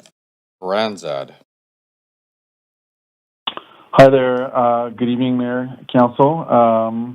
I assume everybody can hear me? Yep, we can hear you. Please go ahead. Thank you very much. Yes, I'm president of a hospitality company by the name of Gooseneck in Vancouver. We operate half a dozen restaurants around the Lower Mainland, and we have 2 right in the heart of River District by the name of Buffalo and Lucky Taco. We've been down at River District in the community since we opened the restaurants back in early of 2024. And just been part of the community, watched the area grow into a vibrant neighborhood.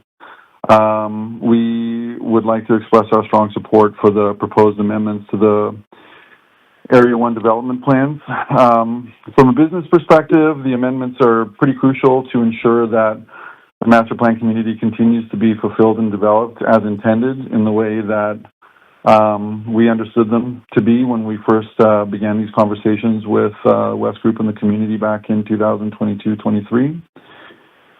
I think the success of the area is ultimately a partnership between the residential and commercial sides of the community. Obviously, the more parcels that are developed, the more residents there are to bring life and energy and foot traffic to local businesses like ours and so many others in the area. Pedestrian activity, vibrant streetscapes, thriving local businesses, they all feed off of each other in a symbiotic way. Residents support businesses, businesses create destinations and amenities for residents and those who choose to visit the area, which is obviously an essential aspect of what the parking point brings. And we understand the amendments don't propose any new density, but rather adjust the original plan to ensure viability and continuity of the master plan. This keeps the project on track in the way that it was intended, in the way that we understood it to be, and ensures the vision for River District can be fully realized. Ultimately, we think and believe that these amendments mean more residents and more visitors and a stronger, livelier neighborhood, which ultimately is just a key part of that symbiotic relationship, an excellent place to live and provide services in the way that businesses like Goosenecks can and hope to continue to do in the years to come. And I guess for that reason, we just look forward to seeing the remaining parcels developed and to continue to be able to serve the community for many years to come. Thanks very much for your time. Thank you very much. Speaker number 4, Tina Chung. Is Tina there? Yep. Hi, I'm here. Can you hear me? We can hear you great. Please go ahead. Hi. Okay. Thank you for your time. Thank you for letting me speak today. I'm also a resident of the River District, and I live in Mode. In fact, I'm sitting in my living room right now looking at the development that we're talking about. And I've been watching this be built over the years. I was also one of the first owners here. And I love this neighborhood. I love what, it's brought community and it's brought a lot of interaction among the neighbors. And like the previous lady was saying, with the increase in building heights, unfortunately, we will be living in darkness. I live on the 5th floor. The proposed building in parcel, which one is it? Let's see. 30 is 6 floors. I think the proposed height is 6 floors, so that will obstruct my view altogether. The main points that I would I oppose some and I support some. So I oppose relocating the underground parking to above grade, which was said already because we all like to look at storefronts and, other beautiful things as opposed to a garage. And that relocating the underground parking will result in increase to building heights, parcels 33, 34, 35, and 36, which the other speaker already said would cause a lot of darkness in the neighborhood. That would result in, reduced enjoyment of our properties and our homes. I do support relocating the underground parking to above grade, which results in an increase to parcel 19.1, which won't block some of the views facing the river. I support the decrease in building height on parcel 30, as you can imagine, since I'm looking straight out at it right now. And I do oppose the transfer of the affordable social housing obligation from parcel 34 to the standalone on parcel 30. I would just prefer to allow people who purchase these units to inhabit. No, so I don't know if this is for renters or for owners, but I would think with the limited amount of, properties in Vancouver, it would be nice if people who bought the properties were able to enjoy it. And that is it for me. Thank you for your time. Thank you, Tina. Speaker number 5, Stephanie San. Hi, can you hear me? We can hear you great. Please go ahead. Awesome. Good evening, members of council. My name is Stephanie Fan, and I am a longtime resident of River District in South Vancouver. This community is extremely important to me because it's where I live, work, and spend all my time, and I'm extremely invested in its future. I really watched River District evolve over time from an industrial area into the current growing, vibrant neighborhood. It's really taken years of thoughtful planning, consultation, and steady progression to get to where it is today, and I look forward to seeing the potential of its vision fully realized. I'm here tonight in support of the proposed amendments to Area 1 because I see them as practical adjustments that will help keep the overall master plan moving forward. To my understanding, there's no new density being proposed. Rather, it's being redistributed and parking is being relocated to help ensure the project remains viable so development can continue as intended. As a River District resident of 20 years, I really know firsthand the difficulties of living in a neighborhood lacking accessible community amenities. At just 12 years old, without a bus route available, every day I would walk to my closest elementary school from River District. As cars raced by, I would be walking along busy Marine Drive with my younger sister in hand. The uphill walk from my River District area to Oppenheimer Elementary, which was the closest elementary school, was a total of 40 minutes, and that is a task that no vulnerable child or anyone should endure. For my neighbors and fellow residents, the progression of the master plan directly relates to the delivery of the necessary, accessible community amenities. When we can move development forward, it really paves the way for all of us, improving transit and future community amenities that make a neighborhood complete. I'm speaking tonight to ask Council to support these amendments so River District can continue progressing towards completion and delivering the amenities our community desperately needs. Thank you so much, Council, for your time and consideration. Thank you very much. Speaker number 6, who's the new speaker, Daniel Holloway. Daniel, can you hear us? Yes, can you hear me? We can hear you great. Please go Hi ahead. there. Great, thank you. I'm a longtime Vancouver resident, and I still spend a lot of time sort of all over the city, and have friends that live down in the River District, and I just kind of started to figure out about this project, and I just want to speak in support of it. We all know that the viability of a new development and housing are really, really strained. I'm lucky I got into the market, and I really like to see people continue to be in the market. And I think it's really important to keep this development going, or else prices might spike again. And from what I understand, that housing along the river is incredibly costly, and building underground is even more so. So I think it'd be really great if you could support this and keep housing moving along for everyone. Thank you very much. Thank you very much. Okay. If there are any additional speakers in the chamber, please come forward to the podium. Clerk, are there any additional speakers online? We do have an unknown speaker. An unknown speaker? Yes, no name. Okay. The speaker, can you hear us? Yeah, I can hear you. Great. If you can please state your first and last name for the record, and whether or not you're a resident of Vancouver, please. Yeah, Nathaniel Stewart, and I'm a resident of Vancouver. Awesome. Please go ahead. Good evening, Mayor and Council. My name is Nathaniel Stewart, and I'm a resident of Vancouver, and now lucky enough to be building my life in this wonderful city with my wife and our family. So I know you guys have had a number of long nights lately, so I'll try to be brief. Delivering new housing and community amenities has become increasingly challenging in today's economic climate. I think we all know that. At the same time, we know that when projects stall, the consequences are felt later through reduced supply and rising costs.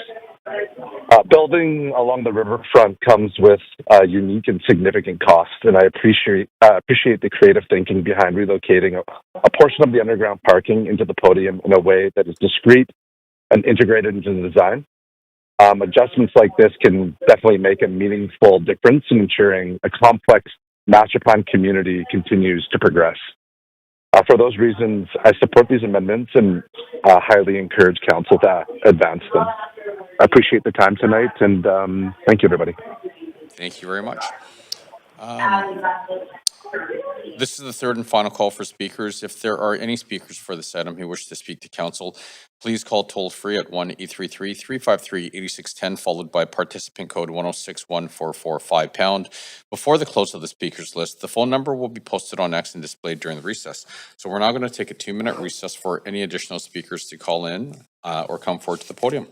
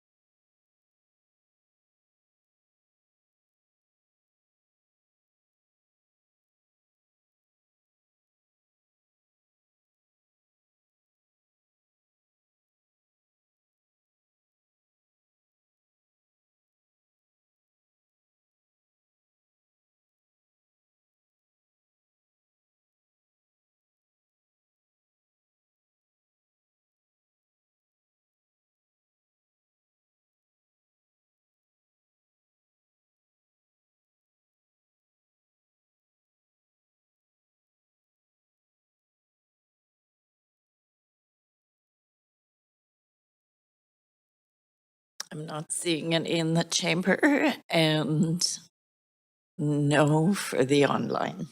Thank you. Seeing no further speakers, the speakers list is now closed. Has there been a large volume of public comments received on this item since 5 p.m.? No. Okay, seeing that there are few or no public comments received after 5 p.m., I'm now going to close the receipt of public comments. Does the applicant have any closing comments? Yes, thank you very much. I think the comments that we received from the community as a whole, in support and as against, I think we're telling story, and I think Jennifer said it well when she started with why, and the why, part of that why being that they love the neighborhood. I think we too love the neighborhood, and I think West Group comes at it from a different lens. Being a master plan developer with a plan that we have been building or have been planning for more than 20 years, building for more than 10, and intend to be building for decades to come. We too really care about these things, and we too have an immense investment in this community as a whole. We continue to own and operate the retail. We put an immense amount of energy into curating that retail so that it's the best experience for the residents of the community, both the ones that are there today and the ones that are going to be there in the future. That comes with a sort of real practical adaptability that we approach the master plan with, and the previous additions of density and height that were mentioned. Those things were for a practical outcome, for a community-focused outcome. The 2021, 2022 was to fund the community center. The why we're here today is to effectively do the same thing, is so that viability continue to allow these projects to progress, and so that we can continue to build out the community. When we build out the community, when we think about what we're doing, we too care about all these things. We care about the retail frontages. We care about the active streets. We care about the public open space. We care about the residents' experience. Those are things that we hold dear, and we have the unique ability to take in the feedback to date and inform the continued build out for the greater success of the community. We look forward to doing that with staff, with council, for many decades to come, and we appreciate your consideration of this matter. Thank you very much. Do our team members have any closing comments? I just want to remind council about the yellow memo that needs to go with this application. Thank you. Does council have any final questions for our team members, noting that there are no additional questions to the applicant, or at least they're not permitted? Seeing no one in the queue. If you give me 1 sec here. Clerk, did we receive any additional public comments since the close of public comments? Oh, okay. I will remind council that we need to move the recommendation for item number 2 together with the yellow memo dated February the 23rd, 2026, entitled CD-1 Amendment, CD-1 566 East Fraserlands Town Square Precinct 3575 Sawmill Crescent, and CD-1 567 East Fraserlands Waterfront Precinct 8711 River District Crossing and 3522 Kent Street Avenue. Council will now make its decision on this application. We do have a mover in Councillor Montague, second with Councillor Meisner, and that, just for clarity, that is we have a mover for the recommendations with the yellow memo.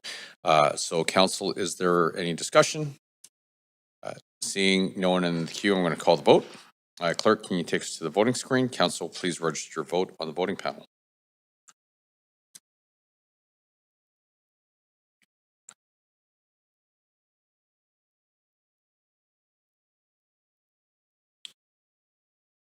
And is Councillor Fry, is this honor? Thank you very much.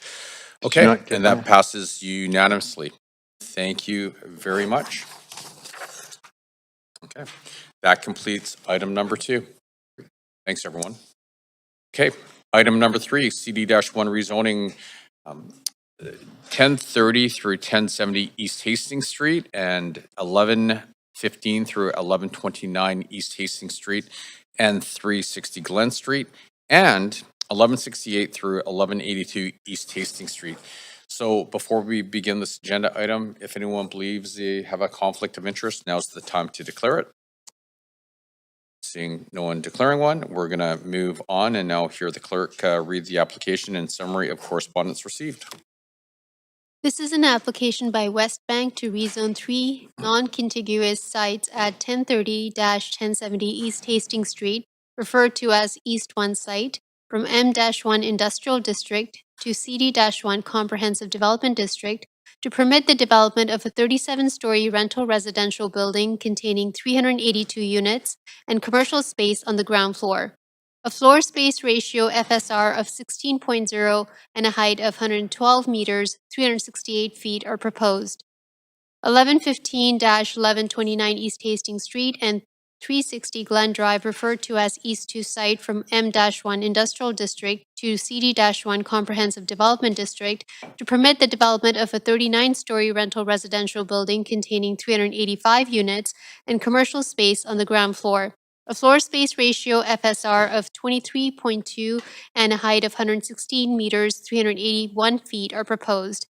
And 1168-1182 East Hastings Street, referred to as East 3 site, from M-1 Industrial District and RT-3 Residential District to CD1 Comprehensive Development District to permit the development of a 19-story social housing building containing 157 units and commercial space on the ground floor. A floor space ratio FSR of 10.3 and a height of 56 meters, 184 feet are proposed.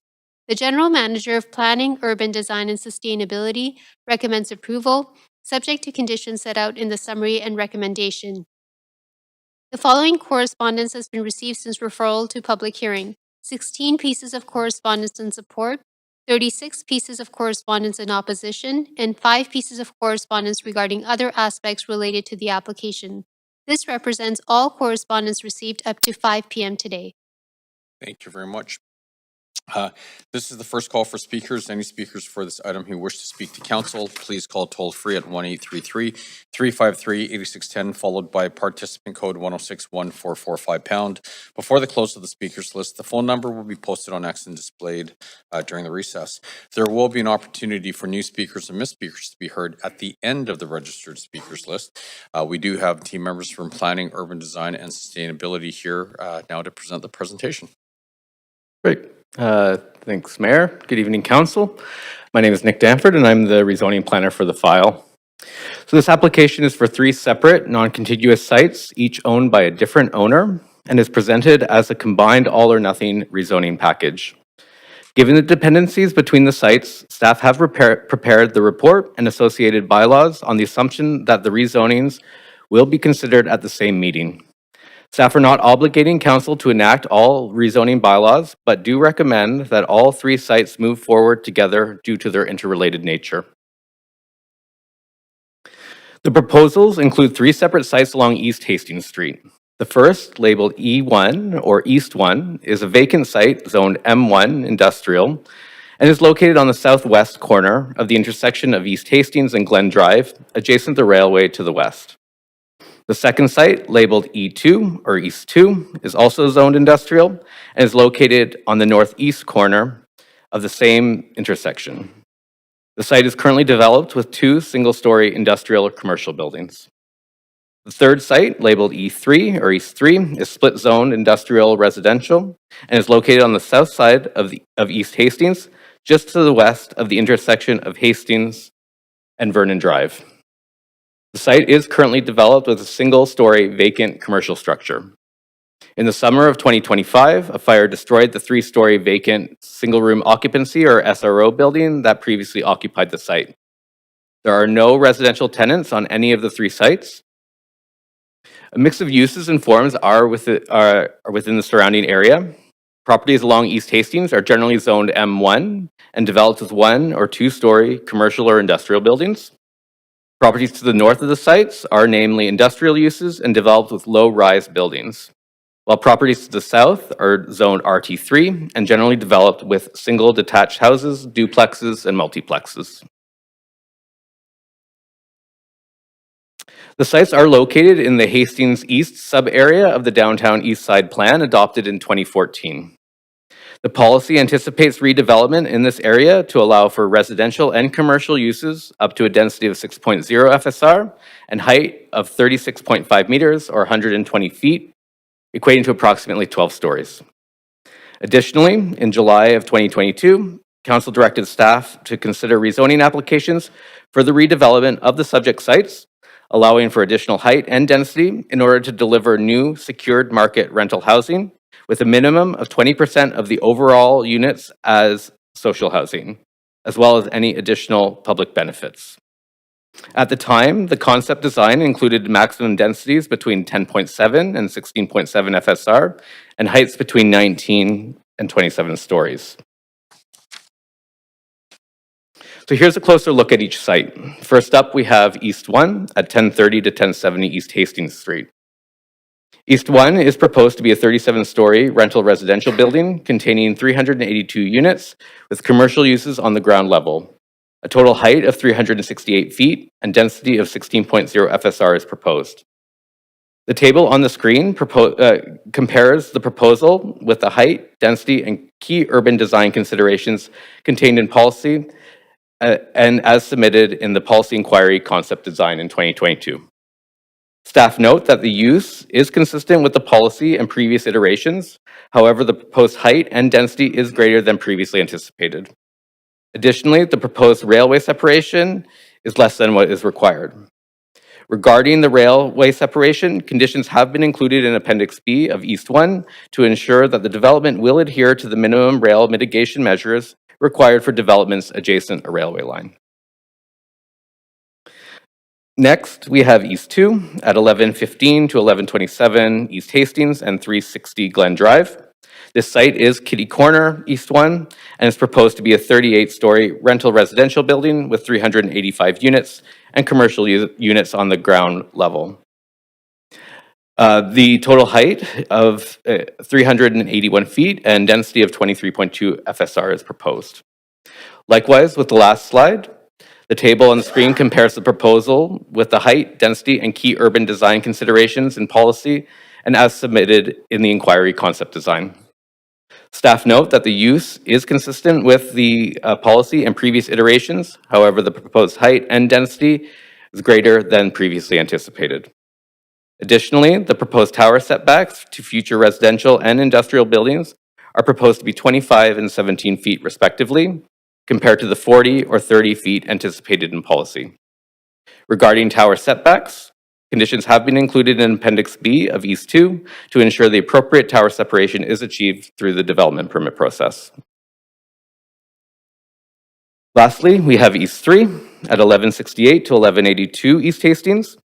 This site is located a half a block further east from the other two sites on the south side of East Hastings. The proposal here is for a 19-story social housing building containing 157 units and provides commercial space on the ground level. A total height of 184 feet and 10.3 FSR is proposed. This building consists entirely of studio and one-bedroom units, which will be targeted primarily to seniors and persons with special needs. This site is owned by the Provincial Rental Housing Corporation, or PRHC, which is a corporation associated with BC Housing.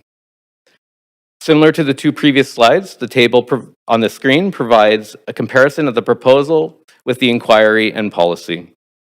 Staff note that the use and tenure were previously contemplated, as well as the height and density in the inquiry process. However, the proposed density and height do exceed what is contemplated in the plan. Additionally, the proposal includes 17% of the overall residential units for all three sites as social housing, where 20% was anticipated in Council's 2022 direction. The applicant has indicated that this is the maximum amount of social housing that can be delivered while maintaining overall project viability. Staff understand that the applicant and PRHC have agreed that if the rezoning is approved, the applicant will construct the social housing building on behalf of PRHC. However, the city is not party to the specifics of this agreement. PRHC will own the building and lease operation to a nonprofit housing provider. Conditions of enactment have been included in Part 2 of Appendix B for East 1 and 2 to require the registration of a covenant in order to restrict the issuance of a development, building, and occupancy permit for East 1 and 2 until the corresponding permitting has been issued for East 3, the social housing building. Public input was collected through the application review via the online comment form, an in-person information session, and online question and answer period. Responses in support of the proposal supported the new rental housing, the proposed density and form for the neighborhood, and the potential for growth and revitalization of the neighborhood once the buildings are constructed. While concerns were raised about the proposed height and density in relation to the existing plan and surrounding built context, the strain the additional density may put on local amenities, and the lack of transit and green space for the neighborhood. In response to concerns, staff recognized the proposal exceeds the height and density anticipated in the plan and previous iterations. However, on balance, if approved, the proposal will deliver over 750 new rental housing units and over 150 social housing units. The site is located along the R4 rapid bus route along Hastings Street, and the city is in regular contact with TransLink and the Vancouver School Board in order to coordinate services. Finally, neighborhood amenities such as community space can be determined through the city's capital planning process. The application is subject to a negotiated CAC process. Staff have reviewed the application, including the cost of securing the rental and social housing, and have determined that no CAC is expected. East 1 and 2 sites are subject to the public art contribution that is estimated at just over $1 million. It is anticipated that the project will pay DCLs of approximately $16.5 million. As the floor area in East 3 site is dedicated to social housing, it is exempt from the DCLs and not subject to the public art policy. The total public benefits is approximately $17.5 million, with additional benefits coming from in the form of rental housing and social housing units that would be owned by a public agency. So staff recognize that the proposed height and density significantly exceeds the expectations of the plan. The resulting building form, scale, and massing will have impacts on the urban design performance, including contextual fit, public realm performance, unit livability, and future development potential. In response to these impacts, staff have included conditions in Appendix B requiring design improvements to the on-site public open space, the tower setbacks, and architectural expression to help mitigate these building impacts.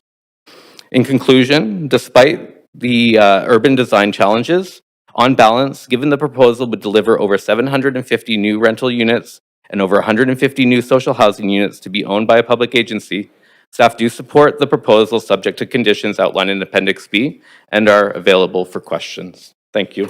Thank you very much. Would the applicant like to present the application?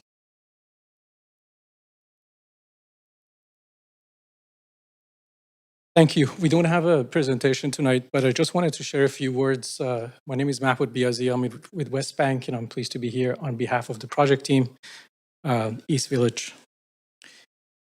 First, thank you, Mayor and Council, for your time and consideration this evening. We respectfully ask for your support of our proposal. I would also like to thank staff for their time and the detailed presentation this evening and for their diligence and thoughtful guidance over the past several years. This has been a thorough process, and the proposal before you tonight is better because of that process. As presented, this is a 3-tower project in the Hastings East area of the Downtown East Side Plan, which has not seen much activity since its adoption in 2014. Our proposal will deliver 924 new secure rental housing units, with 157 of those designated as social housing on a standalone site. This development will accomplish the mutual objectives set out by the City of Vancouver and BC Housing. It will provide current and future residents with access to new purpose-built market and below-market rental homes with secured affordability, which is critically important given the urgent need for balanced rental housing projects that sustain socioeconomic diversity and support new residents as well as people who already call this neighborhood home. With our shared history and continued investment in this community, together with our partners, we are excited to move this meaningful project forward. Members of the design team are here to respond to any questions or feedback you might have. I'm also joined by BC Housing Vice President of BC Builds and CEO of Promerida, our partners in this project. Thank you. Also, let's okay. Evening, Mayor and Council. Thank you for the opportunity to speak today. BC Housing, through its Provincial Rental Housing Corporation, which is the landholding arm of BC Housing, is in partnership with West Bank and Palmerita Group. And we've been in partnership with them for over 6 years on this site. And we long await this potential rezoning so that we can get rental housing in this much needed area. And without the support of this council and the great work of the city staff, we are afraid that the current land agreement that we have with the owners will ultimately expire, and we will have to dissolve our relationship, which means that we will not be moving forward with our portion of the site. So just wanted to put that in context. So thank you very much.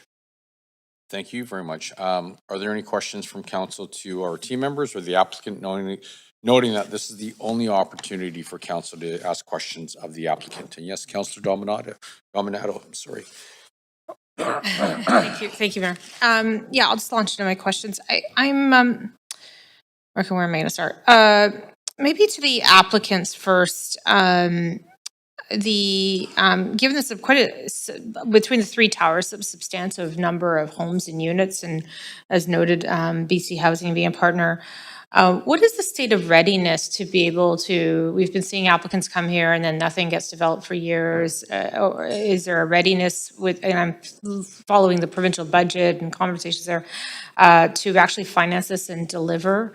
I don't know if you can speak broadly to that, but. Sure. Thank you for the question. We're absolutely ready and would like to be in a place that we start shoveling the ground by end of the year. We're working very closely with all levels of government right now. They're in support of our application. And we're working with all levels of government to determine the appropriate funding that can be achieved for this project.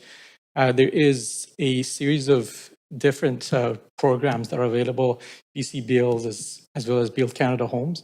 Those are the fundings that are available provincially and federally, and we're working with those agencies already to make sure we get the proper funding for the project. Okay, thank you. One other question I want to get to staff is just around, I understand from the report that it's at the DP stage that parking would be determined. Do you anticipate parking being included with this? It's quite a large number of homes, and we know that TransLink's looking to remove street parking in areas along East Hastings to accommodate more bus rapid transit. I don't know if you could address that question as to what you might contemplate for parking. Sure. The project already does include a number of parking spaces. Give us a sense of how many? Yes, there is altogether, there is about 45. The project ultimately will be meeting the requirements of the parking bylaw in this city. 45 parking spots for all three buildings? There is the demand that we see for rental housing. That's what we see right now. That's required, and that's what's been proposed. But ultimately we'll be meeting the requirements of the Vancouver parking bylaw. Right, in terms of the minimum. And the project, obviously, as it was mentioned by staff, it's has access to different public transit and rapid bus lanes as well, with very close proximity to downtown. Yes. Okay, thanks. I want to go to staff. I want us to go circle back with the rail distancing guidelines. I just want to be really clear when you reference the conditions that in fact it's right now it's at, was it 22 feet? Maybe it's 22 meters. 22 meters. 22 meters. It would meet the 30 meters minimum guidelines? So there's guidelines from the FCM, is it? Yes, FCM guidelines, and so they would be required to meet that. There's a condition in Part 2, Condition 2.16, which is a covenant that would require they meet those guidelines. Maybe the applicant can speak more about how they intend to meet that at the time of DP, but we're requiring it through those legal conditions. To meet the 30 meters. Or an engineered solution is very capable of doing that. Maybe the applicant wants to speak to that because it's a really big concern. We're encroaching on, and we lack big antique. No, people haven't forgotten that. So can you speak to that in a bit more detail? Yeah, so the guidelines are for 30 meters for the setback because it's a main line there. There are provisions that setback can be reduced with the introduction of a crash wall to mitigate any measures of like train derailment. So we've been in contact with CN Rail with those mitigation measures that would be reviewed by CN Rail and AECOM to meet the safety standards, not just with train derailment, but also the acoustic, noise, vibration. That would all get reviewed. So CN Rail have said that yes, we can, with the necessary measures, we can go down to 15 meters with that setback. Yeah. Okay, I have another question. I don't know if I'll try to squeeze it into staff. Thank you for that. The neighborhood context recognizing, so east of Clark, there is other properties, some I think privately held, others maybe by the city. There's future development contemplated. What is under our city of Vancouver plan that's coming? What is allowable there in terms of density and heights east of Clark? Because this would be quite precedent setting, and maybe one of my colleagues will maybe pick that question up for me. Thank you. Thank you. Councillor Meissner. Yeah, I wouldn't mind hearing the response to that question. I'm thinking of the Waldorf. Is it the Waldorf? Yeah. What would be allowed under the Vancouver plan east of Clark? Yeah, so I'm gonna have to look at a map for east. I know in this area for Vancouver plan, the designation is for, I believe it's 12 stories, but I can circle back and find out what's the designation for the east side of Clark. Okay. And for this area under Vancouver plan, what is it? 12 stories. Okay, and that's the forthcoming Vancouver plan. That's right. Okay. Okay, thanks. I'm curious for staff as well. Are there any other examples of buildings of this height proposed or under development that are not on rapid transit? They're like 38 stories. I can't think of any. Trying to think of. We'll have to have a ponder over here. I don't believe there are. I don't, so yeah, I can't. Nothing comes to the top of mind, but I can definitely have a look while we're. Okay. Thanks for that. And then, can you explain? I guess the three different parcels. Is it three different landowners as well? Yes, it is. Okay. Is this an unusual situation to have something like this come forward of three different parcels, three different landowners? I presume it's permitted because it's coming to us, but have we seen that before? It is unusual. Yes, it's not a regular arrangement. Usually, it's a single site with a single owner or with multiple interests. But yes, this is unique. Okay. Okay. Thanks. That's it for staff. Appreciate that. For the applicant, could you speak to what would be built first if this was to be approved? Which one of the towers? The plan is to start all of them together, and obviously because the East 3 Tower is a smaller 19-story building, relatively it will be probably finished beforehand. But there is a condition in the rezoning piece that requires us, even before development permit, we'll have to have the development permit for East 3 before we can go ahead with the rest. Okay. I could also speak to your previous question, if Sure. you like, in terms of land ownership. So the East 1 and 2 are owned by the same, they're two different names, but they're owned by the same entity between West Bank and Promerita. Yeah. And East 3 was also owned by Promerita and has been since the ownership has been transferred to BC Housing or PRC. Okay, thanks for that. Could I ask a question to the BC Housing representative? Hi. I'm curious, why would you not develop the parcel that you own independently? Why is it dependent on these other two rental buildings? Because this proposal, as just mentioned by the applicant from West Bank, was not originally owned by BC Housing. It was owned by Promerita Group in collaboration with the developer West Bank, and they proposed the three buildings to BC Housing as a whole, as a portfolio of three buildings coming forward. And we looked at the proposal from a three-building perspective. Hence, the relationship to partner was that they would transfer one of those sites which was done 5-6 years ago, where BC Housing purchased that one site, which is Living East 3, in collaboration as a partnership. So that's why we didn't do it as a singular site, because we didn't own the 3 properties at the beginning. Okay. Okay, thank you. That's it for me. Thank you very much. Councillor Orr? Yeah, thanks. Thanks for the presentation. Some of my questions were asked around, the timeline and then that sort of unique ownership structure as well. But just, to staff, this is a lot. We're sort of appears like we're giving a lot away in terms of deviating from the policy. 37 stories instead of 12 for East 1, 38 instead of 12, and then the tower setbacks that were previously talked about. And 19 stories of social housing, which is great, obviously, but only 17% for the sort of the combination of all of them instead of 20% of social housing. Is there sort of some sort of policy, like what? I'm just trying to get a sense of why this, like this, we're giving so much away, and getting under the sort of 20% social housing. What would a developer normally have to pay for getting these kind of increase in height, up to 50 stories? Is there a standard amount of housing that you would usually have to provide, to get this extra density? I mean, it's a good question. We looked at the plan. So the plan calls for 12 stories and would expect that 20% social housing.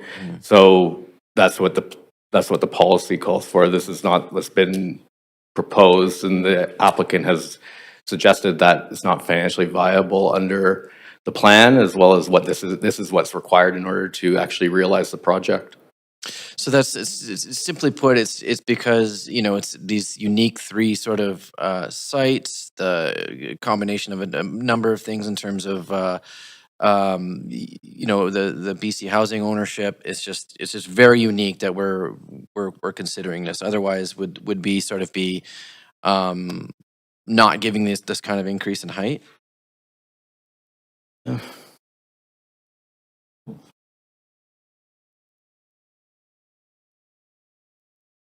Thank you. We might actually turn this question over to our colleagues in real estate who are online. Okay. Hi there, Soab Ahmed from Real Estate Services.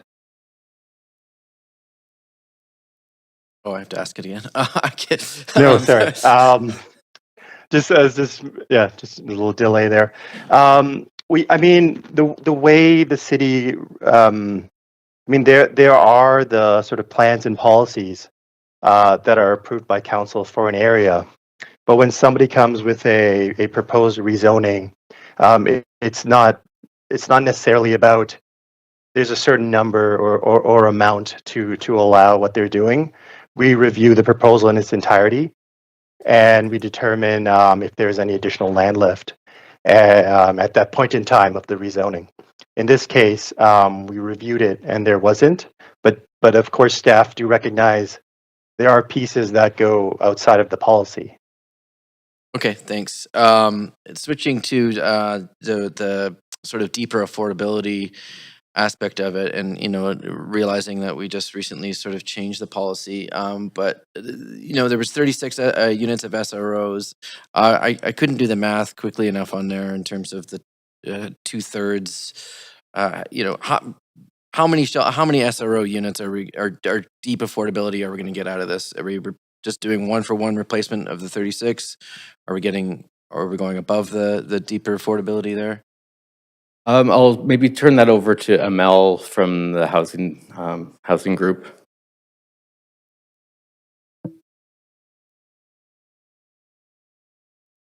Hi, Amel Norden with Housing Regulation. I think it's falling just shy of the 36 existing units. I think there will be approximately 34 at the shelter rate. Okay, so can you remind me of the policy then? I thought it was supposed to be sort of a 1-for-1 replacement of the shelter rate, if there was 36 units of SROs there. That is a typical expectation. My understanding is that now the building no longer exists. There's no SRA permit required, and so the one-for-one replacement isn't required to be at shelter rate. However, they are replacing with more than that amount of units as social housing. So it meets the general expectation of what the policy would be. Because of the other units. And what are the, just remind, just for the public record, I guess, what's the makeup of that social housing? Is it 30% Yes. hills, or I can't remember? 30% at hills and 2/3 of which must be at shelter rate. 30%, and so yeah, that just is around 34. Okay. Okay, thanks. That's all my questions for now. Okay, Thank you very much. Councillor Fry. Yeah, if I could follow up actually just on that last point from Councillor Orr about the amount of, so how much below market is this project achieving? Can we get some more detailed numbers? Because it is confusing with the changes to the downtown east side local area plan and the definitions of social housing. Yeah, the social housing, so the building on East 3 will be 100% social housing, 30% of which is required to be a minimum of hills rates, but 2/3 of that is required to be at shelter rates. So 70% market is essentially Up what to we're saying? market. Yeah. Yeah, 70% up to market and then 30% below market. Okay. Yeah. Okay. So, I mean, thank you for that. That's sort of illuminating. It does fall short of, I think, what our expectations have been. Back to planning staff on the height. Did you come up with any examples to Councillor Meisner's question around what is the? Do we have any towers of this kind of comparable height outside of transit-oriented areas or outside of the downtown? Thanks for the question, Councillor. We had a chat here, and the ones that we were thinking of are the EFL sites that were just considered here tonight. Oh, the East Fraser lands, are they as much as 40? Oh, okay. Well, 30, I believe 30, mid-30s was what was reviewed this evening. Right, okay. But those are the only examples? Yes, those were the only examples that came to us. Okay, so how confident, like in reviewing the sort of pro formas on this, I mean, they are extraordinary heights, and I'm quite familiar with these sites, and they've been kind of moribund, and, you know, we're routinely passing projects, even just today, with 20% below market as the inclusionary zoning piece on 20 stories-ish around the Broadway plan areas. Why is this so different in delivering less below market housing and much higher heights and for arguably less valuable land? Yeah, I mean, perhaps that's a question for the applicant. I maybe put it to the applicant first, and then if there's any follow-up, we can have real estate respond. Okay. Thanks for the question. One thing I really want to emphasize here is that the East 3 building that is being delivered as part of this project is entirely a social housing building. And so that's 157 units with deep affordability, and I'm sure BC Housing will also be looking to see how they can even deepen from these affordabilities from more than what is already been proposed. But so 157 units on a separate site and on a standalone site. And normally what you see in the downtown east side or other part of the city, when you see 20%, those units are provided within the building, and those are affordable or social housing or whatnot. In this case, we're providing the entire 157 19-story building on a separate site, and it is at its own amenities. It has its own basically called own cost and everything else. And because of that, 17% is the maximum the project could allocate to stay and still stay viable. One other thing. Okay, go ahead. I could also add to that there is, since the adoption of the plan in 2014, there has almost been no activity other than the building across the street from us, which is a 12-story fully funded government-funded project, there has been no activity in the Hastings East area of the downtown east side in terms of any rental housing or even social housing other than the one that I mentioned. And part of that is the expectations were too high, and obviously the project couldn't deliver. Yeah, I would say there's a crucial need for amenities there to support that kind of population as well. I'm almost out of time, so I was going to ask staff back to just commenting on some of the urban design analysis, which seems very inconsistent with what the general recommendation is. It seems on all these outcomes in the urban design are quite challenged. Can you comment on that at all? The discrepancy between the urban design comments or analysis? Hi, Grace Young, Development Planning. I guess you mentioned the urban design analysis in the Appendix E. Is that what you refer to? And I'm sorry, we're at time. Oh, okay, I'll come back. Councillor Maloney would love to hear that answer. Yeah, I'm not sure. I put my name down because I saw Councillor you Fry was very running much. out of time, so please Oh. go ahead. Okay, thank you. Yeah, I'll continue. Yes, while we're reviewing the projects, staff realized this proposed height and density exceeds the expectation of the plan significantly, which really caused some unexpected impacts onto the urban design performance in this area. Those analysis basically focus on those impacts on those urban design performance, including contextual fit and public performance, public around performance and unit livability, and also impacts on the future developments and the potential of the future developments. And so that's we realize that's kind of trade-off with the supply of the social housing. Staff also include the conditions in the Appendix D and B, trying to mitigate those impacts. For example, we request the additional on-site public open space to improve the public realm. Also, we require some design development to ensure the tower separations between the proposed building and the existing building and the future towers to ensure the livability of the units, as well as we are looking at the articulation of the buildings to make sure they contribute to the urban views. Yeah, those are all around those analysis about urban design. Thank you. Oh, sorry. Okay. Thank you very much. Councillor Maloney, did you have any other questions or no? Not at this stage. Thank you. Councillor Dominato, I'm hoping you could move a second round because I'm out of time and I have questions. second round. Thank you very much. All in favor? All opposed? Yes. Great, second round. Thank you. Okay. To staff, can you just comment on state of readiness in terms of underground infrastructure in the area? Again, just given the scale of the proposed developments and having looked at some issues in Burnaby where they had to, because they didn't have enough sewer capacity when they were doing some work around Brentwood and so on. Could you just comment on what our capacity is there and are upgrades required?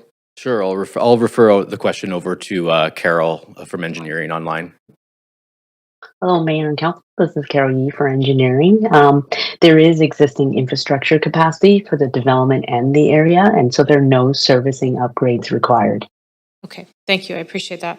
And then I Thank you. just wanted to circle back to the previous direction from council, which, if I recall correctly, was 20% social housing and allowance of between 19 to 27 stories. Is that correct? And so maybe the questions for the applicant is this what we're seeing here, and maybe staff as well, responding to market conditions today? And maybe, yeah, I see the applicant up. Thank you. Thanks for the question. Absolutely. And in 2022, when the project at the time went to council, we were obviously in a different market, and that has drastically changed. Since then, the construction costs have gone up by quite drastically, by 50-60% in some areas, and the rents have also reduced by 20%. And that very much affected the entire project performance. And while you're there, that just triggered another question.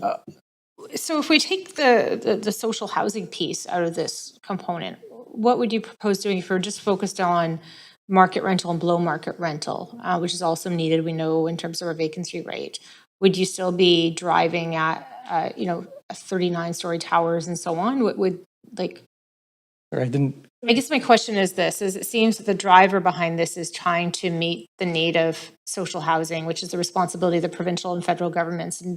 And so, but if you weren't to take that out of the equation and just develop the sites you have for rental, market rental, below market rental, what would you do? Would you still be proposing this, or would you be falling more in line with existing policy? I'm not even sure at that point if there would be a project, because So you wouldn't do market rental at all? it would be very, exactly. Yeah, it would be very difficult to make the project work. Having the BC Housing and having working with them on the available funding will be very helpful for the entire project. And one thing too, maybe also something I wanted to maybe emphasize on, the 157 units of social housing is not just the benefits. The 767 secured market rental units are also a massive benefits to the neighborhood. Okay, but I'm just, sorry, Mayor, I just wanted to be clear on this point, though, is what I heard, though, is that you wouldn't be looking at doing market rental or at these sites without this, even though we've had other applications coming forward that are looking to do market rental around the city. But in this instance, you wouldn't just leave them? They just sit? We'll have to look at the project to see how we can make it viable again. But it would be market if it's not social housing, right? Which is obviously not ideal either. Okay. In terms of, I'll leave it there. I know Councillor Fry's on the queue. Thanks. Thank you very much, Councillor Fry. Yeah, thanks. Question for staff before I get into the other ones, but I just noticed that there's a articulation in here talking about vacancy rates at 1.5% or 1.6%, and I was of the impression that the vacancy rates had jumped considerably up till mid to high 3%. Is this an accurate representation of the vacancy rate? Hi, I'm Elle Norden with Housing Regulation. Yes, that's right. The vacancy rate at the time the report was written in 2024 was 1.5%, and in 2025 it rose to 3.9%. It's at 3.9 now. Okay, that is helpful. Yeah, I am struggling with this. This is a question for the applicant, and I realize this is a possibly uncomfortable question, and you certainly don't have to answer anything like this, but obviously there's been a little bit of news today and over the course of the week around West Bank and financial viability of projects and that kind of thing. To what extent is the pro forma on this particular project being used to sort of offset other projects, or are we? I would hate to think that we're. These are absolutely separate projects. There's no relation between this project or any other project. Every project is different. So sorry, how is there no relation? This is not a West Bank project? It is. It's a separate project. Every project is managed, right? It has its own finances. It's very different. And we're very confident that this project can be delivered. And as I mentioned, we're looking forward to be shovel in the ground before end of the year. We're already working with federal government and with agencies and with BC Housing to secure the financing for this project. So could you speak to why this unique relationship as opposed to just baked in inclusionary zoning in a standalone building? And I understand that you've negotiated this with provincial entity. How did this come about? This seems so unusual to what we typically would approve. There's a long history of this project. We started this project 6 years ago, and at that time, we were working with BC. This project was brought to West Bank by BC Housing and ProMerida, and given the history that we've had in this neighborhood, we saw it as a great opportunity to provide housing in this neighborhood. And we've been working ever since for the last 6 years on this project with BC Housing and our partners closely to make sure we can deliver it. Okay, I didn't realize West Bank had a history in the neighborhood. Did you have other projects? Yes, 5 other ones, right? Downtown East Side Plan. If There is obviously Woodwards, there is Blood Alley project, there is 60 West Cordova, there's Kiefer in Maine, there's all in the same part of town. Yeah, I would argue distinct neighborhoods, but that's okay. Okay. As far as the amenities that will be delivered as part of these 3 separate towers, can you speak a little bit to that? Because this is an amenity deficient area.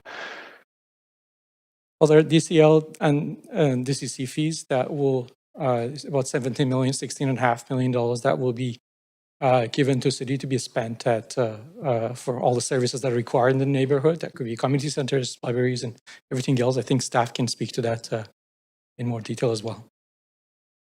That's obviously in addition to 924 units that this project includes, 157 social housing and 767 market housing, market rental. Right. I thought you'd mentioned on in-site amenities for these buildings, though.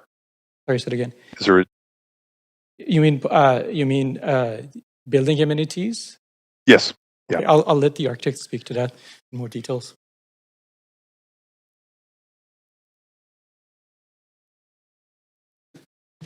So since the application, we have been working with staff on some of the amenities. So what you see in the conditions that are part of the report, we are looking at creating more setback at grade. This is to allow for public space, small parklets and plazas for the East 1 and the East 2 sites. They're kitty corner to each other. So we're really looking at adding to the urban environment there from the pedestrian scale. I think within each of the individual buildings, we're also looking at providing, quite a lot of amenity space in each of them. So for East 1, it would be over 5,000 square foot of indoor amenity space, over 12,500 square foot of outdoor amenity space. East 2, we'd be looking at similar, quite a lot of amenity space within the buildings. I'm sorry, we're at time as well. I've once again logged on to allow Thank the you. answer to be Great. finished. Councillor Maloney, go ahead. Yes, we understand there's a lot of density within these buildings, and we think it's really important that the amenities are part of each of the buildings, so that we're looking at maximizing livability within each of the buildings. There's also an intent that there's an equality across all 3 buildings, so that would be for the social housing as well. We're including rooftop amenity spaces, multi-purpose rooms, and in-suite storage and those sorts of things. Each of the buildings would also have balconies. So for East 1 and East 2, all of the 1 bedrooms and above would all have their own private outdoor space. I think that's really important for the livability. And then the shared rooftop amenities, and then the shared podium amenities in East 1, 2, and 3. Thank you. Thank you very much. Okay. This is the second call for speakers. If there are any speakers for this item who wish to speak to council, please call toll free at 1-833-353-8610, followed by participant code 1061445# before the close of the speakers list. The phone number will be posted on X and displayed during the recess. We will hear from the public. Any registered speakers in the council chamber, please come forward to the left podium where your name is when your name is called. Phone-in speakers will be unmuted when your name is called. Speakers will have up to 5 minutes to make their comments and should limit their comments to the merits of the application being considered. So our first registered speaker is speaker number 1, Evan Horry.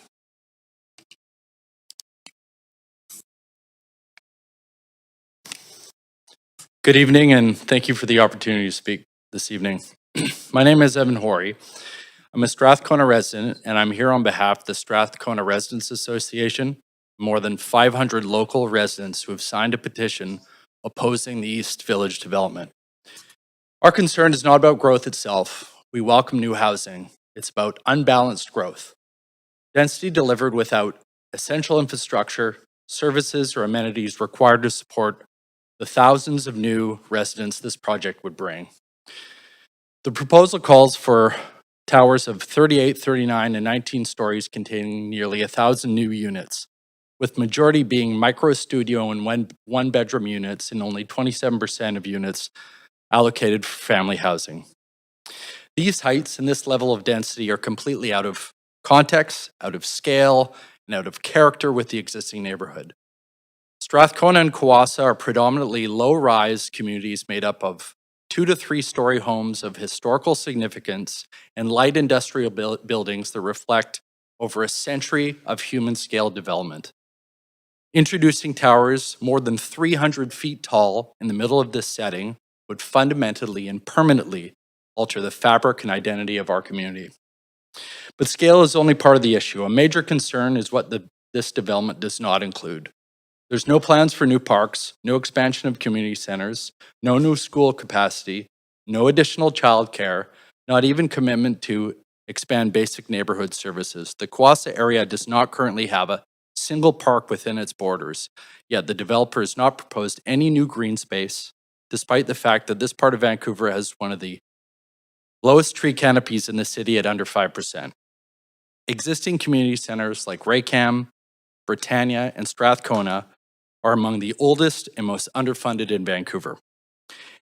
And they already struggle to meet current demand. Adding thousands of new residents without adding services is a recipe for strain on an already vulnerable neighborhood, conflict, and declining quality of life, both for those who live here now and those who might move in. We can't stress this critical point enough. This is not a transit-supported location. There's no rapid transit anywhere near this project. Unlike neighborhoods serviced by SkyTrain, where high-rise density is more appropriate, Strathcona lacks the transit backbone needed to absorb this magnitude of growth. Most residents rely on buses that are already over capacity or on street parking, which is already limited and heavily used by nearby industrial businesses.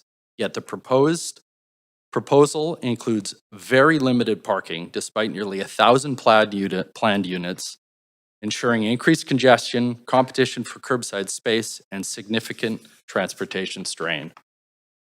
When you add all these pieces together, massive density, high-rise towers out of character with the surrounding homes, no rapid transit, insufficient parking, no new parks and no community services, and no plan to address the needs of families, it becomes clear that this project does not reflect thoughtful or sustainable urban planning.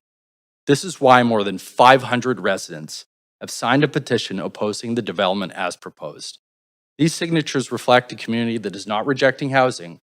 They are rejecting poorly planned development that offers density without livability, height without context, and growth without support. Tonight, we ask Council and planning staff for 3 actions. Reject this proposal in its current form. 2, require meaningful, transparent community consultation before any revised plan moves forward. 3, ensure that any future proposal includes necessary infrastructure, parks, childcare, community facilities, transit supportive planning to responsibly welcome new residents. Strathcona has always supported inclusive, community-oriented growth, but growth must be balanced, realistic, and supported by services people need to live healthy, dignified lives. We urge you to stand with our community, acknowledge the concerns of more than 500 residents who have spoken up, and insist on a development approach that respects the scale, character, and infrastructure realities of Strathcona and Kawasa. Thank you. Very much. Speaker number 2, Peter Sandy. Good evening. So my name is Peter Sandy. I live immediately adjacent to the proposed East 3 site. I live at 1220 East Pender, So I wanted to begin by saying that I actually support the delivery of the senior housing. Seniors are among the most vulnerable populations in our housing system, and providing stable housing close to services is really important. However, I think it was mentioned earlier that this application is pretty unusual, and that the broader 3-tower package, which exceeds the usual 12-story guidelines in this area, and delivers less than the 20% of overall social housing that's usually standard and referenced in this policy, represents a significant, deviation from what would be what would be necessary. And so, what I would propose is that their senior housing is obviously an important thing. Seniors are one of the most vulnerable populations in BC, and so I don't believe that the East 3, though it's been kind of marketed as a senior housing development, that it actually has some sort of aged covenant in it, where the age of the people living in the building would be secured as seniors, and I request that it's designated as instead of social housing, a senior housing actual building. And in addition to that, I feel like the East 3 building itself, because it's social housing, has been, of course, there's been mentioned of some amenities to the building and that match and are parity to East 1 and East 2, but I think the contributions to the public realm around the building should be reconsidered in order to make sure that we're actually lifting up the neighborhood. And then the comments that were made previous to me, I think I obviously, as a resident of the Strathcona area, I also second that, which is, the money that's being given by the development should definitely be restricted to investments in the local community around the space, which includes improvements to public parks, new green spaces, community centers, those sorts of things. And ultimately, the city should really consider this massive amount of densification and how it's actually going to impact the neighborhood, and to make sure that it's invested properly in order to kind of handle that. So thank you for that, and thanks for listening. Thank you very much. Speaker number 3, Jamie LeClaren. Yes, can you hear me? We can hear you great. Please go ahead. Can you hear me? Okay, thank you very much. My name is Jamie McLaren. I'm a longtime resident of Strathcona. I'm also a practicing lawyer who runs a legal services charity that helps low and modest income British Columbians find access to justice. I speak today in opposition to this application to rezone 3 sites at East Hastings and Glen to allow for the development of 2, and dare I say, obscenely tall rental buildings and 1 reasonably tall social housing building. Reasonable is an operative word here because, as you may recall from recent court decisions in West Creek Farms and Langley Township and Kitsilano Coalition for Children and Family Safety Society in British Columbia, municipal councils must exercise their delegated powers in a reasonable manner when considering land use and zoning amendments. A decision of mayor and council is unreasonable when there is a failure of rationality internal to its reasoning process, or when it is unsupported by the factual and legal constraints that bear upon it.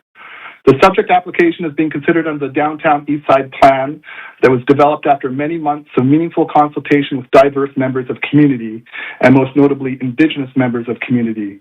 It is a governing policy document here, the law of the land, so to speak, and it is rooted in community-based principles of equity, inclusion, and respectful consultation.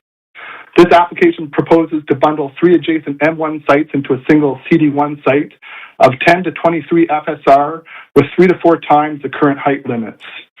Bundling 3 sites into a single site of such outsized density removes council's ability to consider each of the proposed buildings on their own merits, as measured against the requirements of the Downtown Eastside Plan. It effectively constitutes a new urban plan for the small but vital area of industrial land and would just drastically alter its land use without due public consultation and without due regard for the principles of equity and reconciliation that underpin the Downtown Eastside Plan. Consider this application in relation to Council's decision in November 2023 to reject more social housing and density in Vancouver's Shaughnessy neighborhood.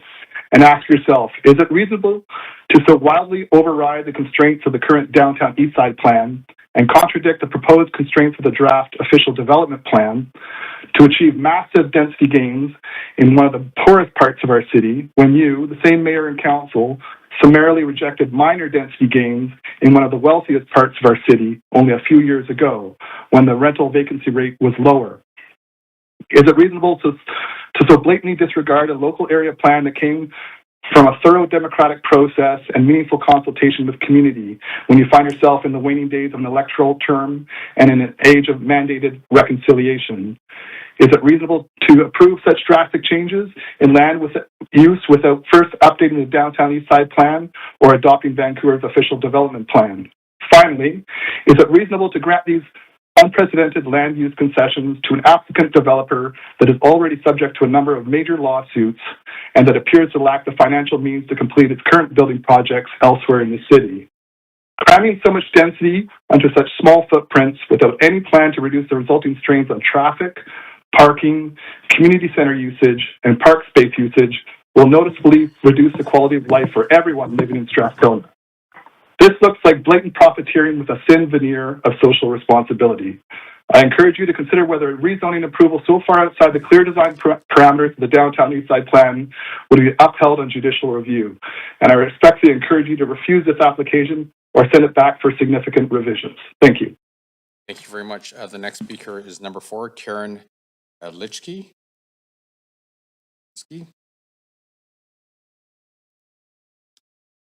I hope I pronounced your name okay. It doesn't matter. I know you mean me. So yeah, my name is Karen Litschke. I live in Kawasa, and I'm directly affected by the proposal, along with other local residents. It will basically close off the entirety of the mountain view that people in Kawasa have.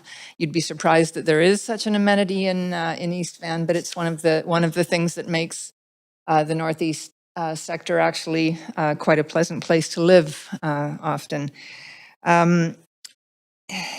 Since other speakers, I'm not disagreeing with any of the other grounds that have been raised for opposing the proposal. But I'll start with my comments about the view, which is in effect being expropriated and privatized and monetized. I believe that many of the effects of this kind of a development on unpaid stakeholders are most effectively settled by litigation. And because I'm positioned to be a plaintiff in this particular situation, I am documenting sort of the closure of our skyline, with the expectation that of eventually looking at some legal action. I would also like to address the issue of parking. I'm wondering if we can dispense with the utopian fantasy of car-free life or a car-free city. I'm wondering where, if not here, all the Uber drivers are supposed to live.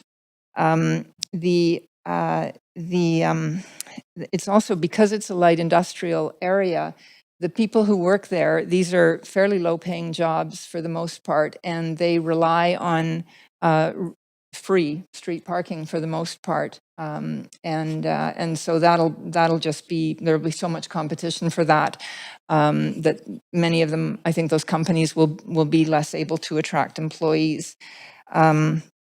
Transit is not really a meaningful alternative for people who work in industrial settings. They often need particular equipment that they have to bring to work, and among other things, and also they often eat lunch in their cars.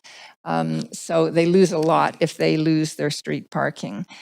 I'd also like to briefly address the what I'm going to call the community amenities game. It seems to me that we've gotten awfully accustomed to discussing community amenities within the context of a developer proposal, so that we're not really just discussing the community amenities. It seems to me it's the city's, not the developer's responsibility to provide community amenities, and we could have much more productive conversations about them if we simply discuss the community amenity as such. If you want social housing or a community center, bring us a proposal for social housing or a community center. Don't stick us with the 80% that we don't want in order to get the 20% that you want. Since I have a little time left, I'm going to mention 2 other things. The proposal, as I saw it on the website, does not show a building that is nearing completion at the corner of Hastings and Glen. There's the red container building, and then east of that, directly east of that, there's another building that's, I don't know what it is, 14 stories maybe, that is also already blocking the skyline and darkening the intersection, et cetera. And I'd also like to make a point about when we talk about park space in the neighborhood and it being somewhat insufficient. I want to mention that the one open space that we have in Kawasa is the schoolyard. So, the Seymour Schoolyard is located right in the middle of the neighborhood, and it is the neighborhood dog park. It is the only place that people go to walk their dogs. So basically, the use of the schoolyard features off school hours, tons of dog traffic with what dogs do, and then that's where the kids play during the school day. So I just want to say, when we're talking about insufficient park space, that's what we're talking about. And I'm sure that a lot of people in a building like this will have dogs, so we're just going to see an escalation of that problem. A dog area might be the biggest amenity that this neighborhood could use. And because I know the area well, I'm prepared to answer any questions about it if people have them. Thank you very much. Okay, there are no questions. So speaker number 5, Claudia Ramke. Hi, yes, I'm Claudia Remke. I'm a resident of Vancouver. I really support the proposal for the 157 units of the social housing in the East 3 building. I know that Vancouver has a growing senior population, and a lot of older residents are struggling to find housing that they can afford.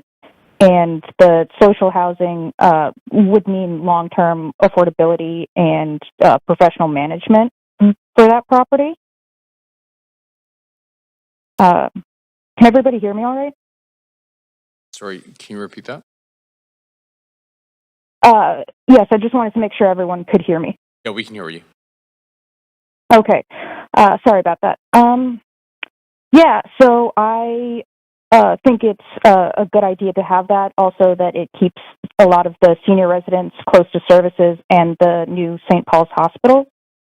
So I would ask council to approve this rezoning simply for the East 3 building. I know it includes all the buildings, but that's enough to sell it for me.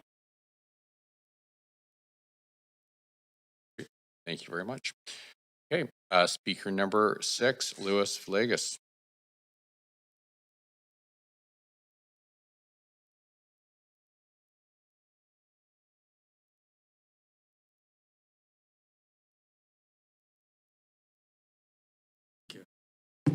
First slide, please.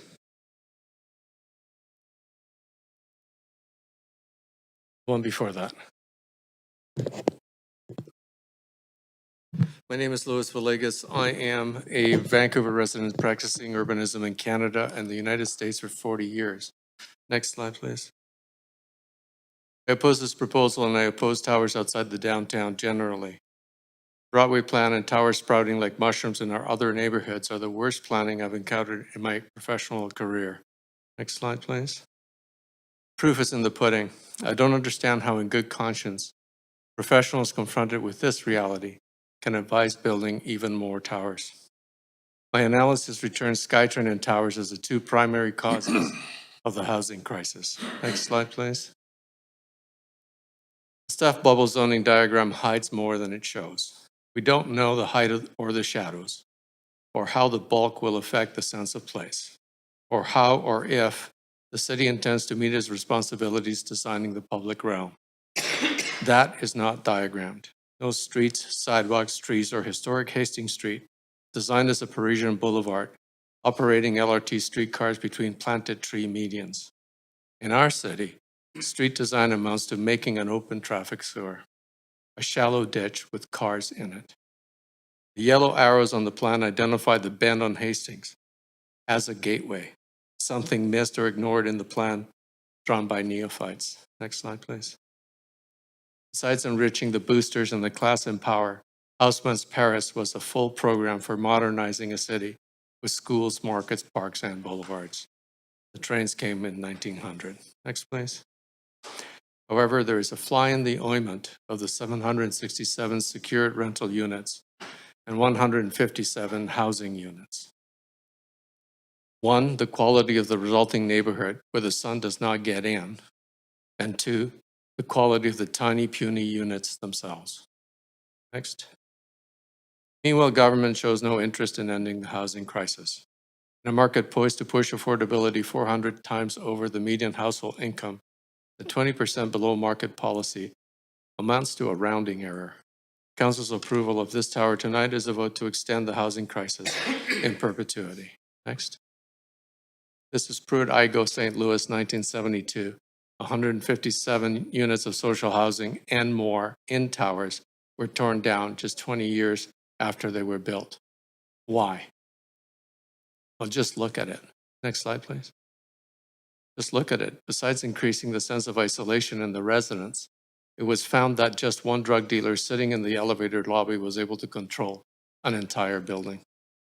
These are not defensible spaces. Police are trained on CPTED, crime prevention through environmental design.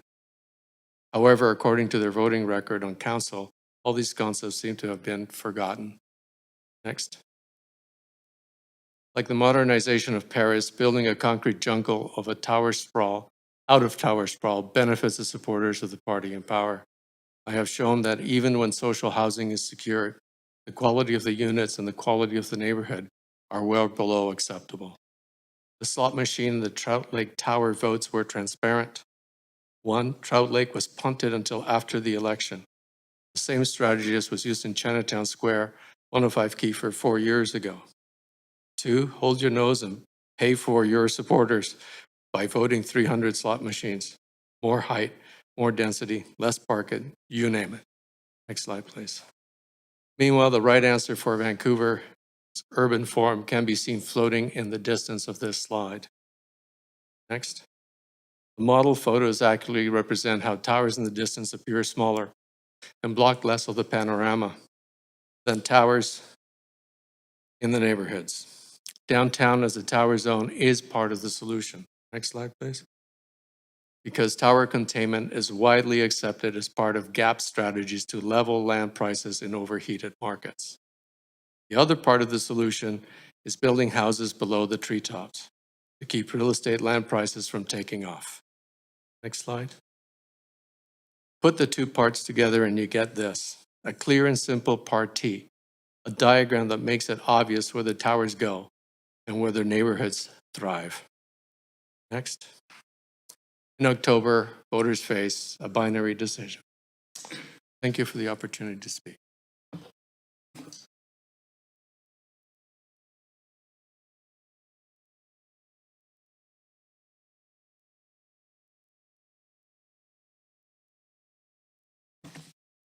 Hello, Mayor Sim, Council. Thank you for having me tonight.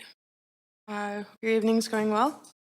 It is an honor and a privilege to be here on the unceded Coast Salish territories of the Musqueam, the Squamish, and the Tsleil-Waututh nations. My name is Nova.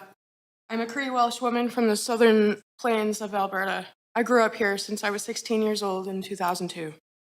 I'm a mom in Strathcona community, a person of 18 years, I am a mom, a Strathcona community person of 18 years, rogue outreach, and peer support. I practice in harm reduction. I've been trained in peer support, needle exchange, harm reduction, and outreach before I reached the age of 20. I'm in strong opposition of these new buildings coming into our neighborhood. Not only does it look like classism, it screams it. My understanding is that these buildings should be at least 30% of social housing, low-income housing. If appearances were everything, it looks like a poorhouse, a family-style SRO. The segregation only further perpetuates the harsh decline of dignity in the downtown east side, the east end of Hastings, and the separate doors, the separate buildings, brings further a discrimination and segregation energy to my beautifully diverse community. I value the diversity in my neighbors, as well as my children deserve it. This is my community, not division. Our schools, daycares, and programs are already overloaded. What about focusing on what we already have? Raycam Renew is a project that I've worked on for a number of years with the board of Raycam. I am the former executive president of about 8 years. 16 years of being on the board, about 8 years of being on the executive. In my time, we accomplished a lot of design and planning, surveys, committees, community input. We surveyed the community. We found what the community wants. All the work that is done. The center is historical. The city had a vote. It was passed. What about what the people want? Parking. There is no parking. We already have, we're overloaded. People are struggling, residents are struggling to even find parking. My husband has to park 4 blocks away sometimes. It's already downtown, and our area densifying will also only further push our crime scenes. It is set to build on the mud flats that we already have seismic concerns. All of Strathcona is built on mud flats, as we know from the flats arterial investigations that we did over the course of, 2 years? Most of the condos downtown are empty. What's to say this won't happen here too? We need serious housing options. With that said, we already did the work. The city voted for it. What's the holdup? Gentrification? I'm requesting council to reject these projects and consider supporting further Raycam Renew. Now, considering I have a couple more minutes, I'd also like to express the deep need that we need more park space. Within Strathcona, we need a dog park. This is ridiculous. We've got a dog park with very little fencing. We need water parks. Trillium is built on one of Vancouver's hottest hotspots, and we never got a water park in that space. And our kids need this stuff. In Strathcona, we are at loss. Our children are suffering from this. And by bringing in more density, it brings in more issues. We don't have parking for it. And therefore, we also don't have the space for this influx. Thank you very much, Council.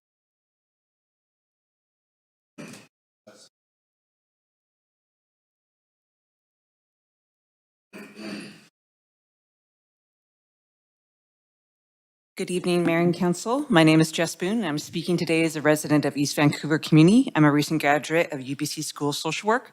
I live in Cedar Cottage, but I have deep ties to the downtown East Side community as a nonprofit worker and someone who supports and stands alongside community members who are directly impacted by this proposal.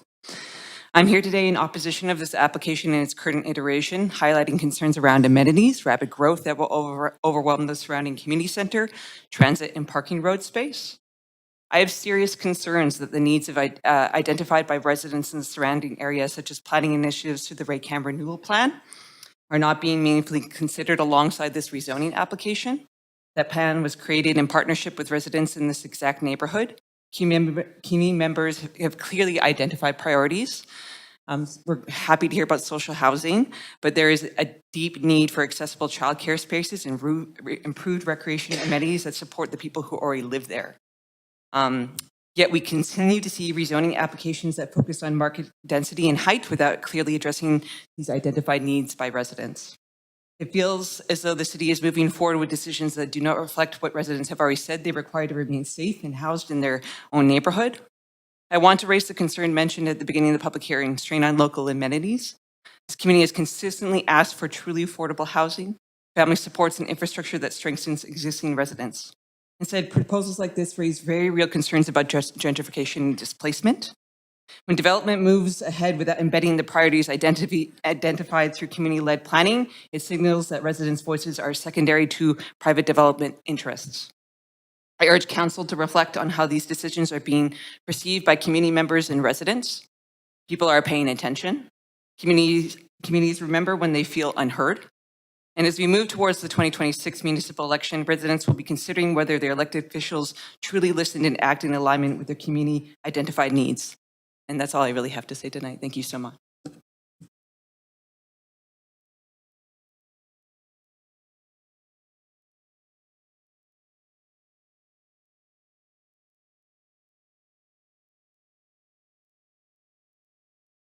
Yes. Sorry about that. Speaker number 9, Summit Bo Wanamaker. Yeah, thank you very much. Perfect pronunciation once again. I'd like to thank yourself and the council for allowing me to speak tonight. I would also like to speak in support of Agenda Item 3 at 1030 East Hastings Street and all other applicable parcels. This particular housing proposal offers the City of Vancouver to assist a historically underserved area of the community while simultaneously assisting segments of the population who have largely been disregarded from past housing projects. At a time when housing unaffordability and increasing marginalization continue to put pressure on the city, these projects are not just beneficial, but necessary. This housing proposal is incredibly well positioned. Being only a short walk from the new St. Paul's Hospital, which will soon be one of the largest employers of the community, this provides dual assistance to Vancouver. Not only does it provide housing near a major healthcare hub, but it also supports healthcare workers, who are a major pillar of Vancouver as a whole. The exceptional positioning of this proposal goes further. Seniors aged 65 and older are the largest frequenters of healthcare services, providing yet another opportunity for this housing proposal to shine. Furthermore, its location on the East Hastings corridor provides yet another reason to support this application. With frequent transit via the R4 passing through the neighborhood, a bus ride to downtown is less than 15 minutes, pushing traffic to be significantly reduced, aligning with the city's desires for a less car-dependent community. The letters of opposition fail to acknowledge the sense of community that is gained by thoughtful increases in density. When density is paired with purpose-built housing for seniors and proximity to services, it fosters connections, walkability, and importantly, neighborhood vitality. An increase in residents means more support for historically underrepresented businesses, safer streets, and even stronger social networks. Furthermore, the density of the proposal does not threaten the character of the neighborhood. Rather, it reflects an evolution of a growing area of Vancouver. The implementation of a building of this size reflects a natural change woven into the fabric of a quickly changing community. Effective planning should never be about mitigating change, but embracing it. The East Hastings project brings sustainable change to the table, and it does so in a way that is thoughtful, responsive, and aligns with the long-term goals of the city. Vancouver cannot effectively respond to the housing crisis if not all age demographics are addressed, and this project reflects yet another piece of a growing mosaic of adaptation. This proposal supports seniors who deserve to be represented. It supports healthcare workers in an increasingly volatile market. And most importantly, this proposal supports a long-term, healthy community. Cities change.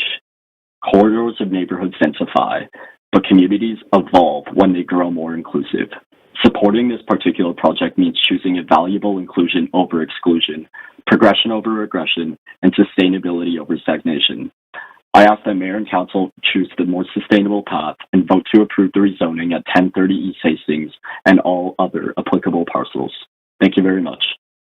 Great, thank you very much. Speaker number 10, Katie Lewis.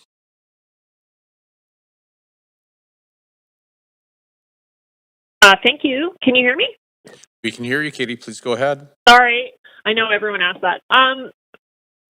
Yeah, good evening. Thank you so much.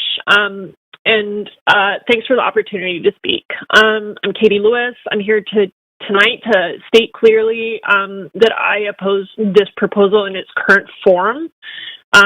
Lived in Strathcona for around 10 years, raising two 10-year-olds, one with a disability on a single income. This neighborhood has taught me so much about resilience, community, care. I was the past VP of the Strathcona Residents Association and sat on the board of the community center as well.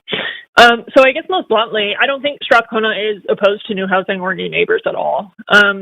What many of my neighbors cannot accept, and myself, is a proposal that effectively discards the downtown east side plan in a single move. In my view, it rewrites the downtown east side, through the CD1, something no neighborhood plan, in my opinion, should ever be subjected to.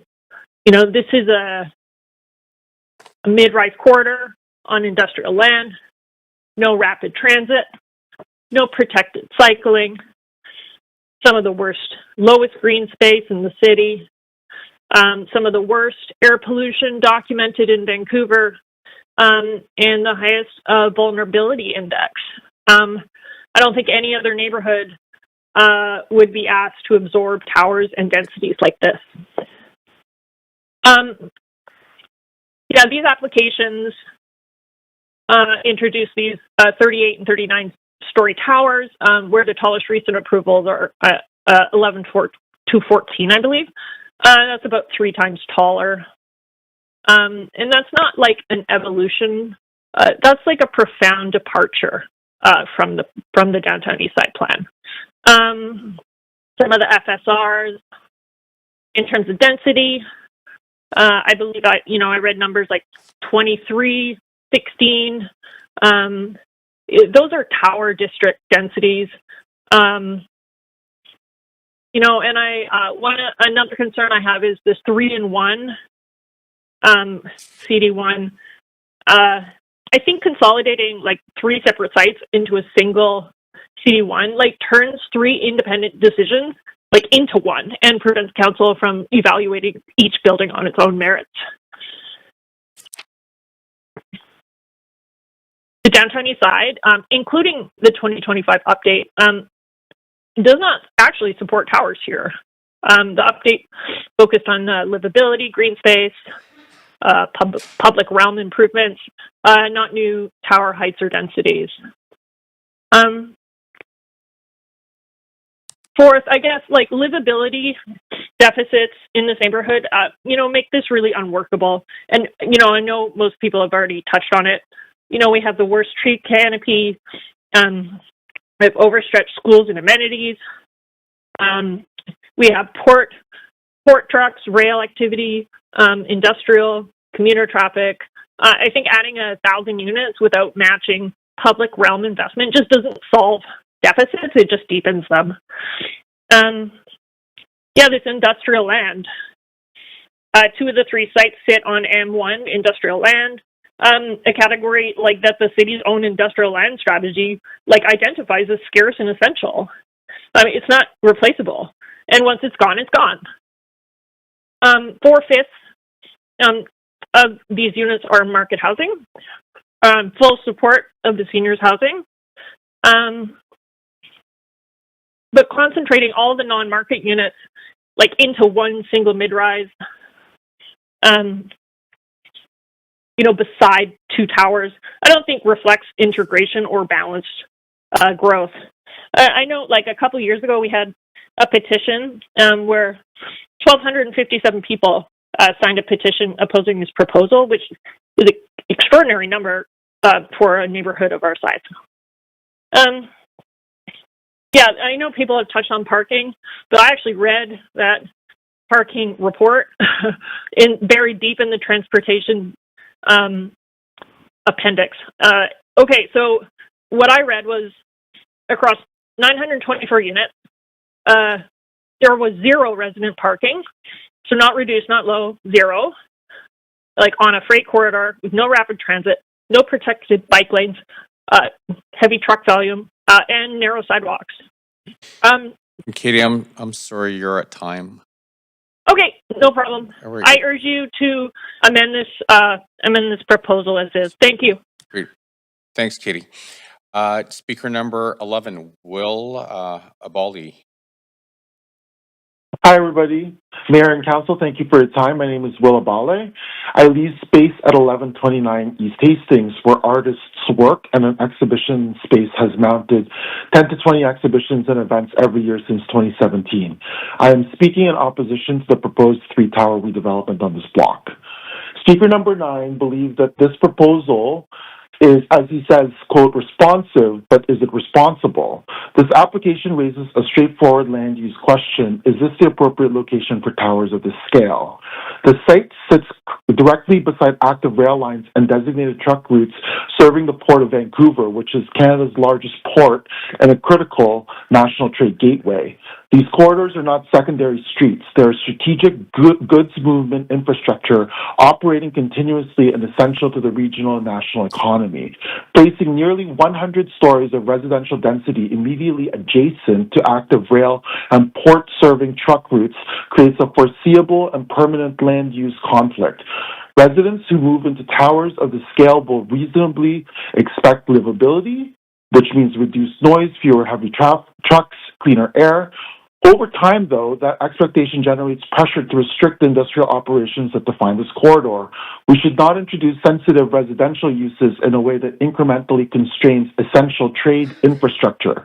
Protecting port-adjacent industrial functions should remain a long-term priority for the city.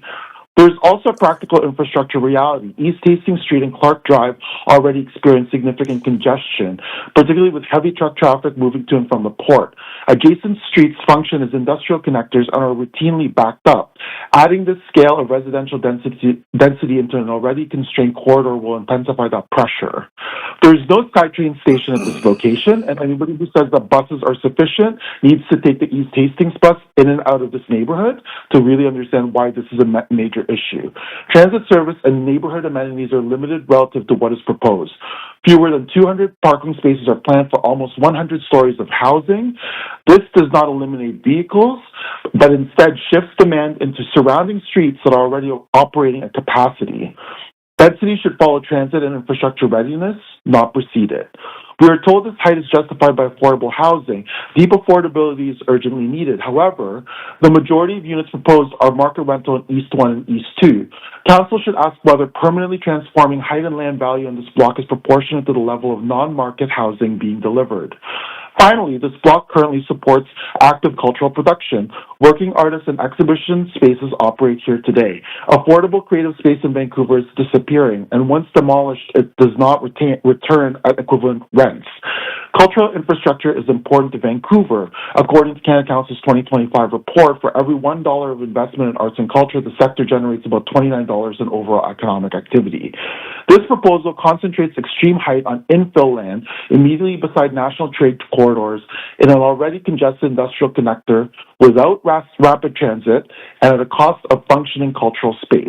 That combination warrants serious caution. I urge Council to reject or substantially revise this application in favor of an approach that better aligns land use, economic infrastructure, and long-term community stability.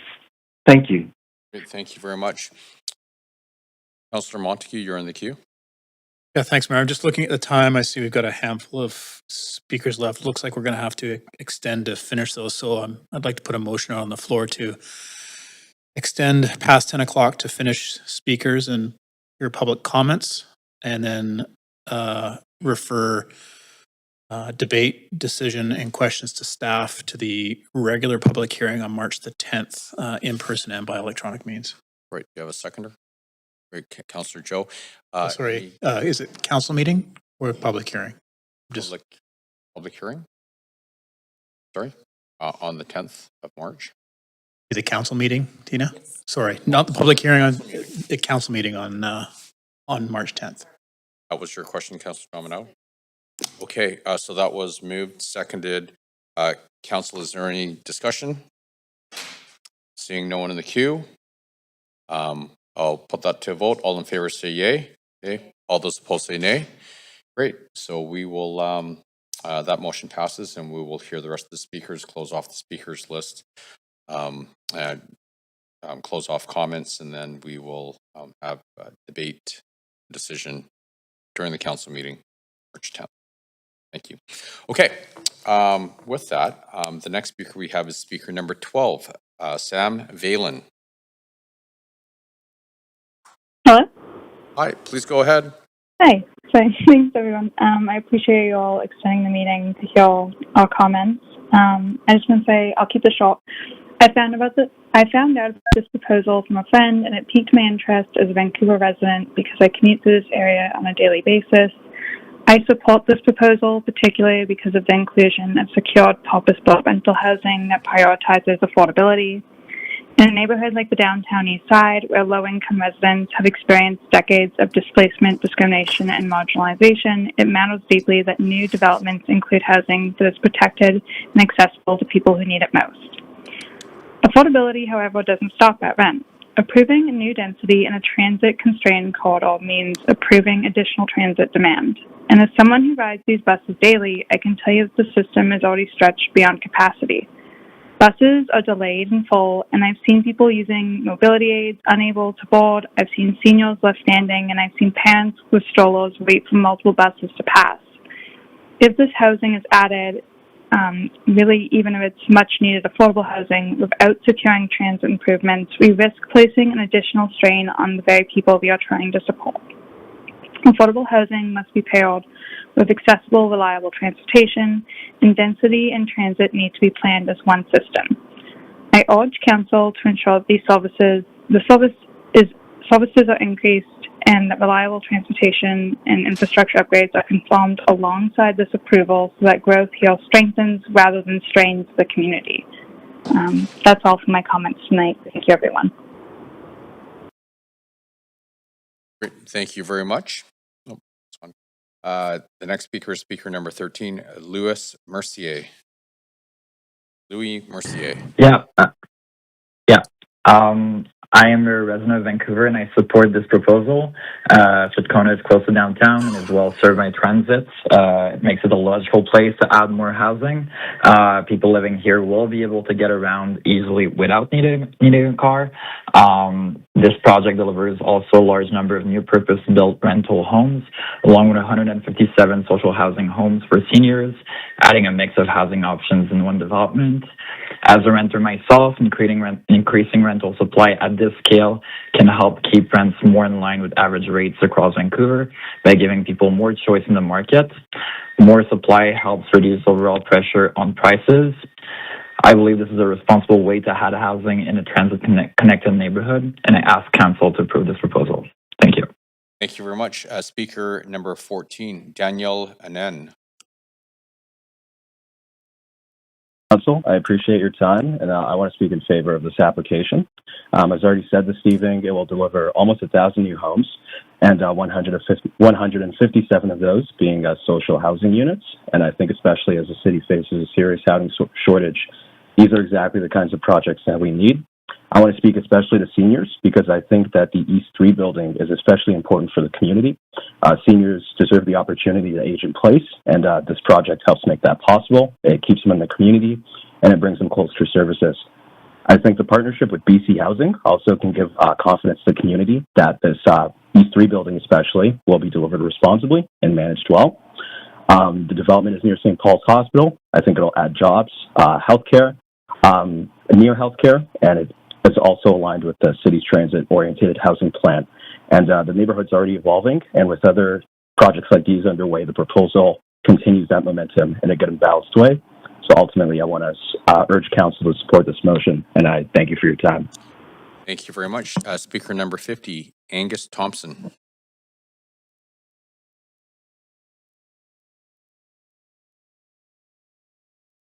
Hello, can you hear me? Yes, we can. Please go ahead. Okay, thank you very much. Hi, so my name is Angus, and I'm a resident of Vancouver, and I'm speaking to you tonight in support of the proposed project.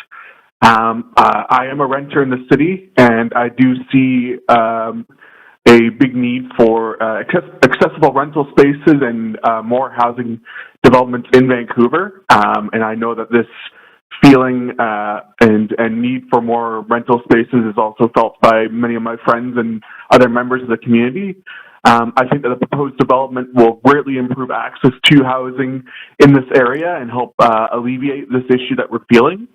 And then I also believe that implementing this development will help provide groundwork that future community building projects and community initiatives can build off of.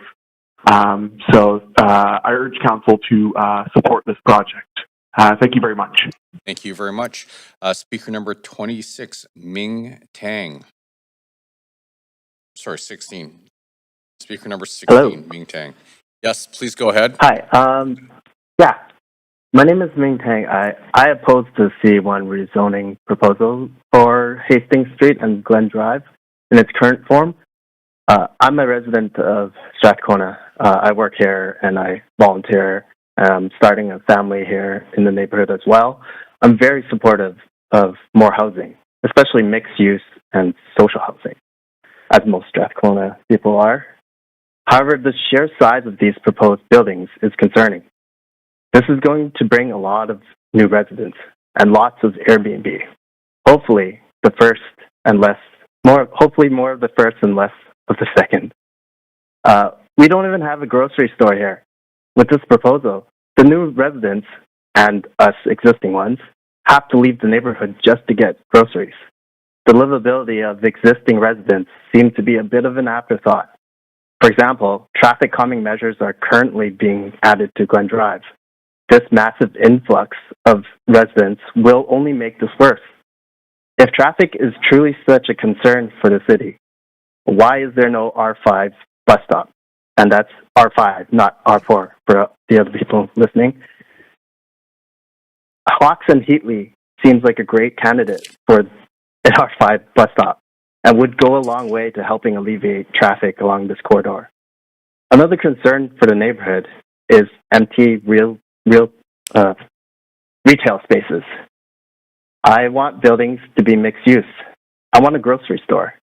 I would like these proposals to include plans on how they will attract much-needed businesses to fill these spaces. I don't want to see more unused spaces in this neighborhood, no matter how shiny they may be.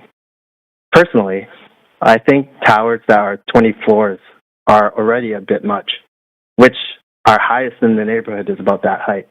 This plan is adding buildings almost double that. Please consider lessening the burden to our neighborhood or giving us more infrastructure that can sustain the livability quality and affordability for future and existing residents. To add to the lack of confidence in this project, the CBC reported on West Bank just yesterday regarding the lawsuit with their own ex-VP. So I think this proposal needs to be rejected and reconsidered with community input. Thank you for your time. Thank you very much. If there are any additional speakers in the chamber, please come forward to the podium. Clerk, are there any additional speakers online? We do have 2 or 3 online, but we don't have the name. So Okay. if we could take a break, we can get. Why don't we take a 2-minute break and we'll sort that out.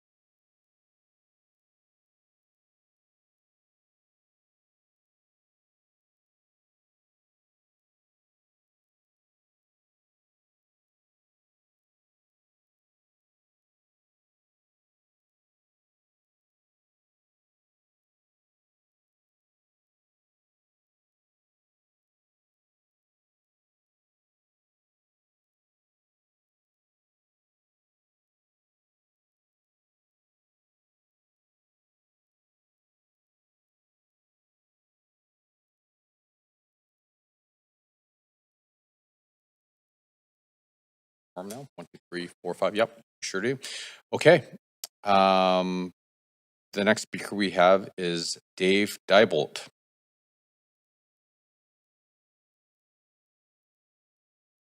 Dave, can you hear us? I can hear you fine. Can you hear me all right? We can hear you great. Please go ahead.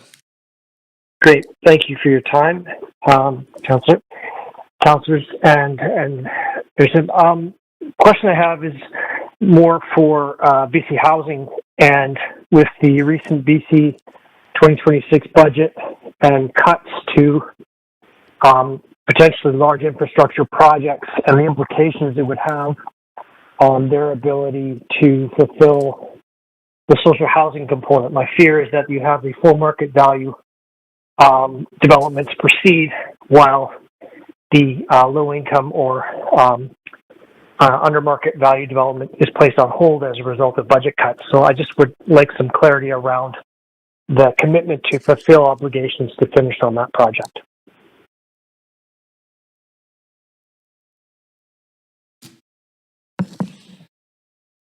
Is that a question or?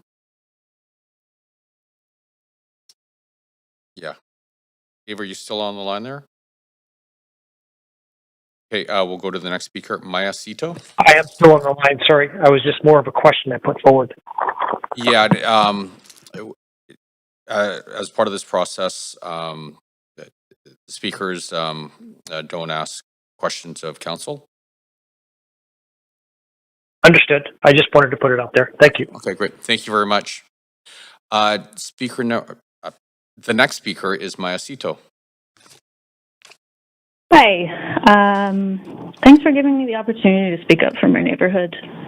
I oppose this rezoning proposal, but I just want to be clear. I do support adding more affordable rental units and social housing in Strathcona as well as the rest of Vancouver. And unlike some of the other speakers before me who don't live in Strathcona, I live in the neighborhood. I was born and raised here, and I really want to raise my kids here too. Actually, I'm in my last year of a nursing degree program, and I work at the old St. Paul's, so I'm actually hoping to work at the new one, and I'm looking forward to hopefully being able to do that in the future. I wanted to agree with previous speakers about building height, the only 17% social housing, the 45 parking spots, and also especially public transit. The R5, not the R4, doesn't stop in our neighborhood, and the segment of that line between Main Street and Commercial Drive is the longest unbroken segment on the entire line other than on Burnaby Mountain itself.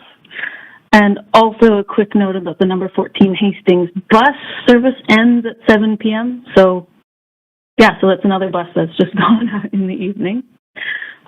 We don't have a post office. The Chinatown post office closed. The Woodward's London Drugs is closing. So our next closest post office is going to end up on the drive somewhere. And we don't have very much green space, as others have spoken to. But more on a personal note, one particular thing that I wanted to draw attention to is that there have been more fires in this area in the past few years, and our fire hall, number one, can't keep up. There was more talk about this last year. There's now a temporary hall that's been installed. It's next to the proposed single-story Value Village development on Hastings at Commercial. The initial plan actually for that hall was to destroy one of our few areas of green space over on Gore Avenue, but fortunately the plan was revised. But to be clear, that fire hall, it's temporary. And because fires have been increasing, I have been directly impacted by this. In 2023, there was an arson that burned down my dad's home, the house I grew up in, and also 2 houses next to it. I don't understand how we can possibly go about adding 2 almost 40-story buildings to this neighborhood without even having adequate fire and rescue services for the people who already live here. I would really appreciate it if we could if you could oppose this zoning proposal, but still in the future find a way for us to be able to welcome people to our neighborhood in a way that's sustainable and in a way that is beneficial to the people who will move in, but also to the people who live here now. Thank you very much. Great, thank you very much. Then our next speaker is Russell Wong. Hi, my name is Russell Wong. I'm a resident of Vancouver. I don't work in real estate or development. I'm calling to support these three rezoning applications. In particular, the third site is for a high-rise to be owned by BC Housing with 157 apartments for seniors and people with special needs. The 767 market rentals in the other two sites provide secure housing without having to own, and they serve to cross-subsidize the social housing. As I understand it, there's zero displacement of existing renters. The first site is a vacant lot. The second site has two one-story industrial commercial buildings, and the third site has a vacant industrial commercial building. I would emphasize the need to plan for more amenities and for more public transit capacity as more people live in the neighborhood. The two do go together because of the way we finance new amenities from new housing. With respect to traffic, I happened to meet someone a while ago who was planning the staffing of the new St. Paul's Hospital. We need a lot of people to work there, and they need somewhere to live. If we force people to live further away, they end up driving through the neighborhood and adding to traffic congestion. Thank you. Thank you very much. Now we have three speakers online, I believe. Yes. I just have the last four digits of the telephone number.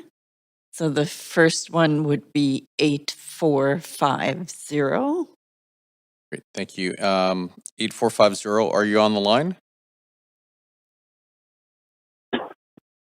Hello? Hi, if you can please state your first and last name and whether or not you're a resident of Vancouver for the record, please. Yes. So my name is Nicholas Yanome. I am a resident of Vancouver, and I support this proposal. I've lived here for about 10 years now, and the one consistent thing that I've always noticed and heard between friends and everyone around me is that Vancouver needs more rental housing.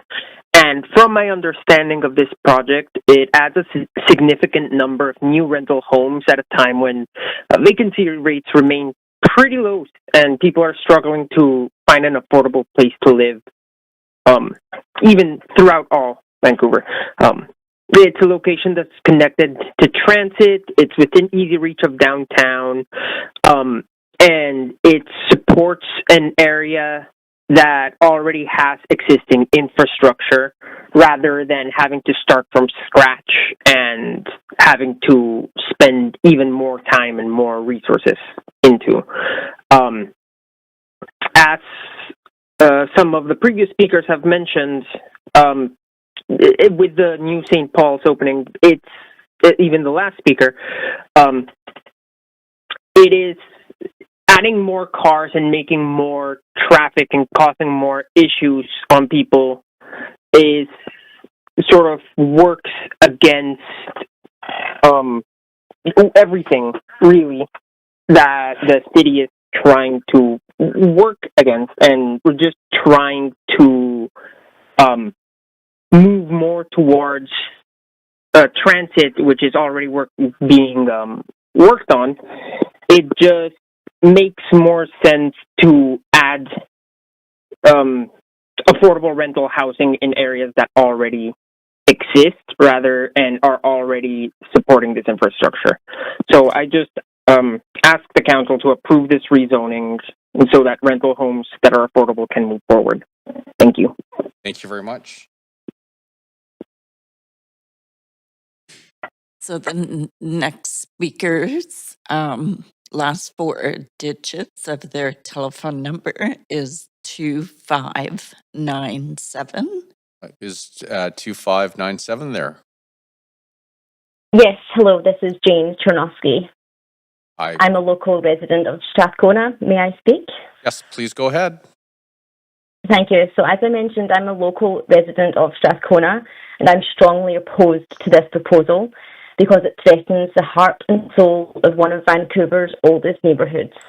The scale and height of this development are completely out of step with the historic character that defines Strathcona.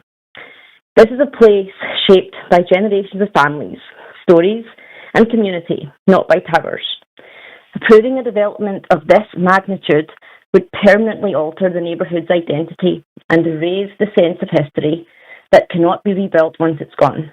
A proposal of this scale cannot be supported by existing infrastructure. Transit would be stretched. We have very few green spaces. Schools are full.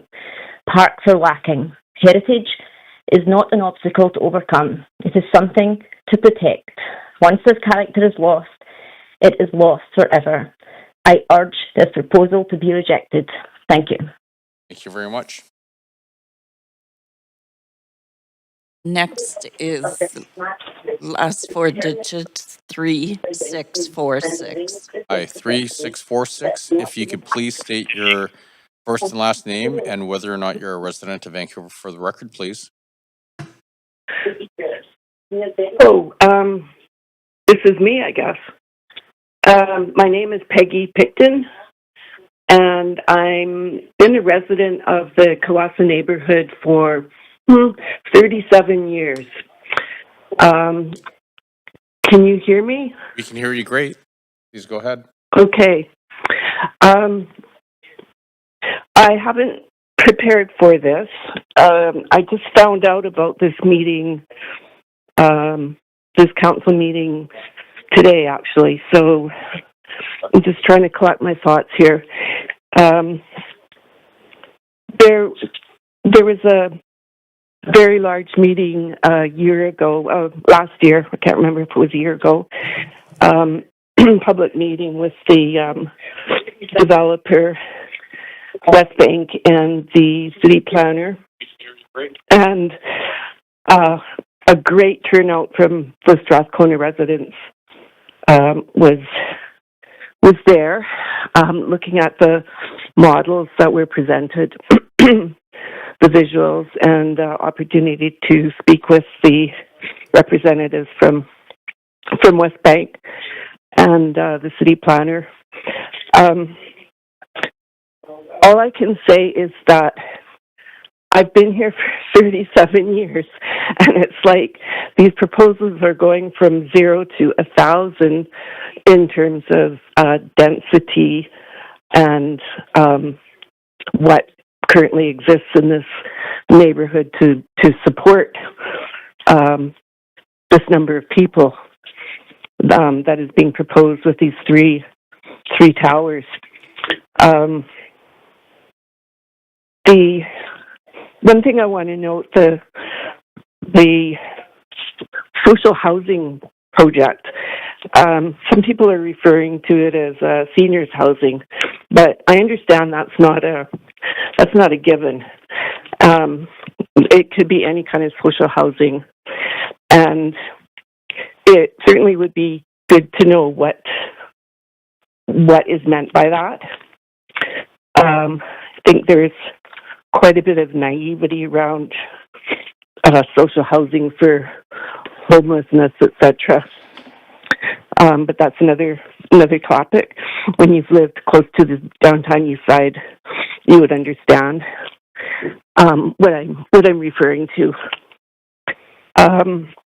45 parking spots for 3 towers, with hundreds of new people in the proposed towers, hundreds of people. That's just not going to cut it. I think it's been mentioned a few times that this is a semi-industrial, light industrial area. People come here to work. They park their cars in the residential streets, and it's very hard to get a parking spot when you're a resident here, or if you have friends coming or family.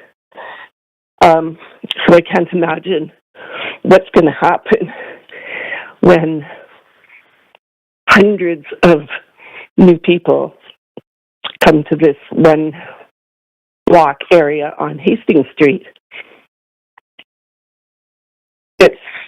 it's just not, 45 parking spots is just, it's not reasonable.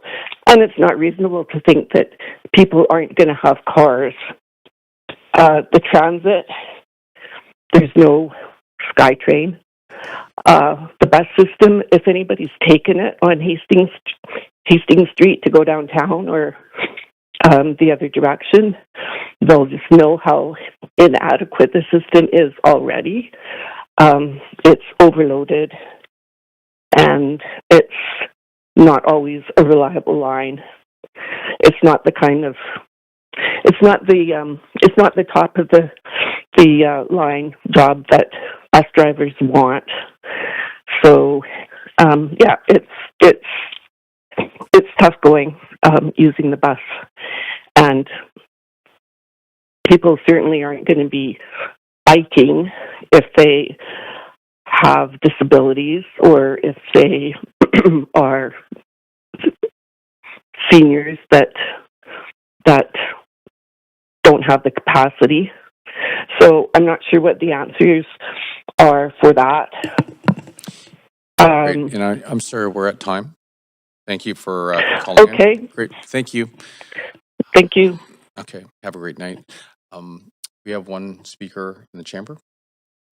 Yeah. Please come up. And if we can please get your first and last name and whether you're a resident for the record, please. My name's Karim Windsor. I live in Vancouver. I'm a commercial realtor. I've been looking around this neighborhood. It's an interesting neighborhood, and the site's quite interesting. It's kind of, I don't want to say in the middle of nowhere, but it's unusual next to the railway tracks with like a overpass and Stamps Landing next to it. My clients own just west of the railway tracks, next to the first site, Site 1, at 420 Raymer and 1001 East Pender. We support the project. Being the last person here, I've got to hear both sides of the argument, and I was chatting with the architect out there that was quite opposed to it, but I'm supportive of it. It's very hard to find sites in Vancouver to build housing on. We've got a housing crisis. I think the neighborhood could use more housing. I think there's a trade-off between view corridors and more housing, but I think we're having that same trade-off everywhere in the city, where I live, where everyone lives. So we got to make a decision. Do we want housing or do we want a pretty view? And I'm kind of leaning towards more housing. And then there's the parking and no parking. I'm kind of leaning towards, again, more housing. I think it's a good location for more housing. I think this location needs housing. I think it'll help stimulate the area. You're going to get more as you go further east along Hastings at Clerk. It's going to come. So, and I think you've got great developers here. You got West Bank and BC Housing and Prometa. So I think you've got a great partnership here to provide you with 800 or 900 housing units. I don't think people building rental housing are making any money on it. I think we need to look at it as a community contribution.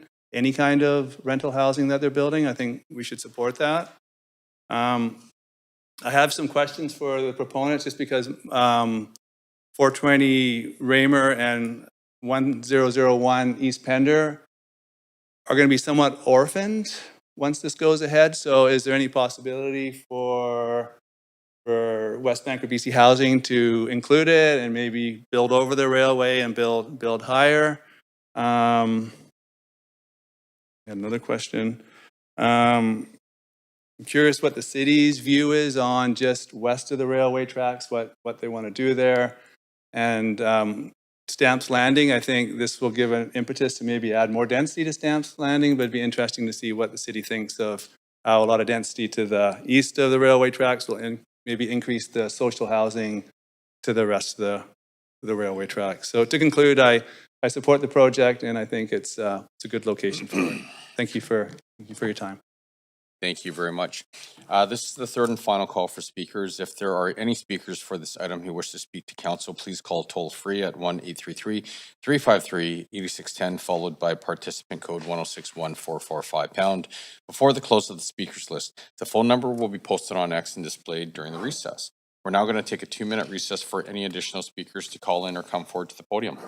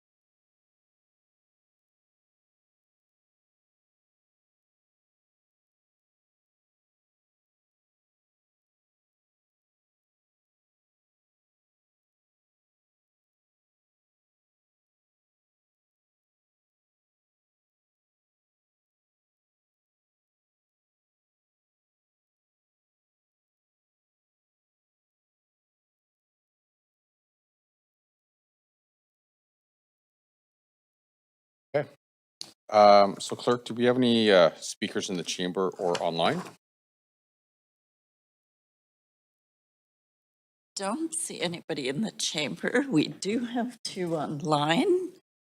Okay. Again, telephone digits 4105. 4105, if you can please state your first and last name and whether or not you're a resident of Vancouver, please.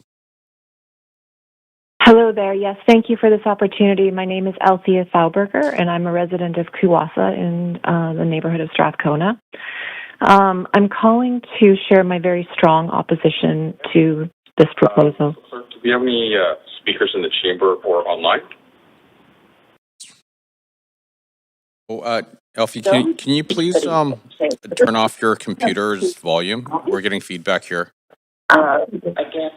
Sorry about that. It's okay. Can you hear me okay? We can hear you great. Please go ahead. Thank you. Yes, as I mentioned, I'm a resident of Kuwasa in Strathcona, and I'm calling to express strong opposition to the proposed project.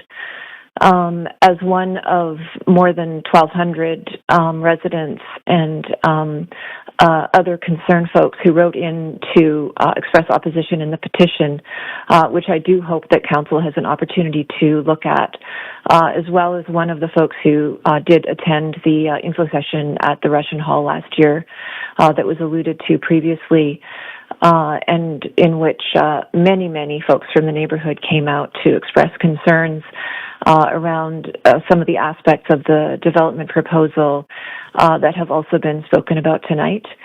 One that maybe I'd like to add my voice to is the nature of the units that are proposed in the 2 rental towers are micro suites, very small units with very few containing bedrooms or that are suitable for families. The kind of units that don't lend themselves to a healthy kind of dignified way of living in the neighborhood. There was also a lot of concerns expressed around the fact that there was no bicycle storage in the units. So it wasn't just about the lack of parking spaces, but also the lack of spaces in which to store a bike or another form of transportation. The units themselves were meant to be, the bicycle storage, even in these micro suites. And again, just to address some of the points that have been made earlier around the lack of profitability of building these towers, I would like for council to really consider who stands to greatly profit from these height exemptions that could go through here. I think council is probably aware of the owners of many properties in the East Hastings stretch, who those people are, who those developers are, and what kind of potential profits they stand to gain from the precedent potentially set by the removal of the 12-story precedent set out in the downtown east side. So those are just a few of the many, many concerns that have been expressed by people in the neighborhood and by others. And like I said, I really would encourage council to please look at some of those written concerns, both in the petition and that have been shared on the City of Vancouver website. Thank you. Great, thank you very much. So the next speaker online, if you can state your first and last name and whether or not you're a resident of Vancouver, please. Hello, can you hear me? We can hear you great. Okay, great. Thanks. Hi, this is Naomi Adams, and I'm a resident of Vancouver. Thank you so much for extending the meeting tonight so that you could hear from more folks. I'm calling to urge council to oppose the proposal in its current form. As I mentioned, I live in Strathcona. I actually live immediately adjacent to one of the proposed towers. I believe many of the points that I would make have already been made by others tonight. I'm not opposed to increasing density in Strathcona. I'm not opposed to increasing density in Vancouver. I grew up in this city, and I am somebody who's lived through this housing crisis. I was recently evicted and managed to only find a place that I was able to afford in Strathcona.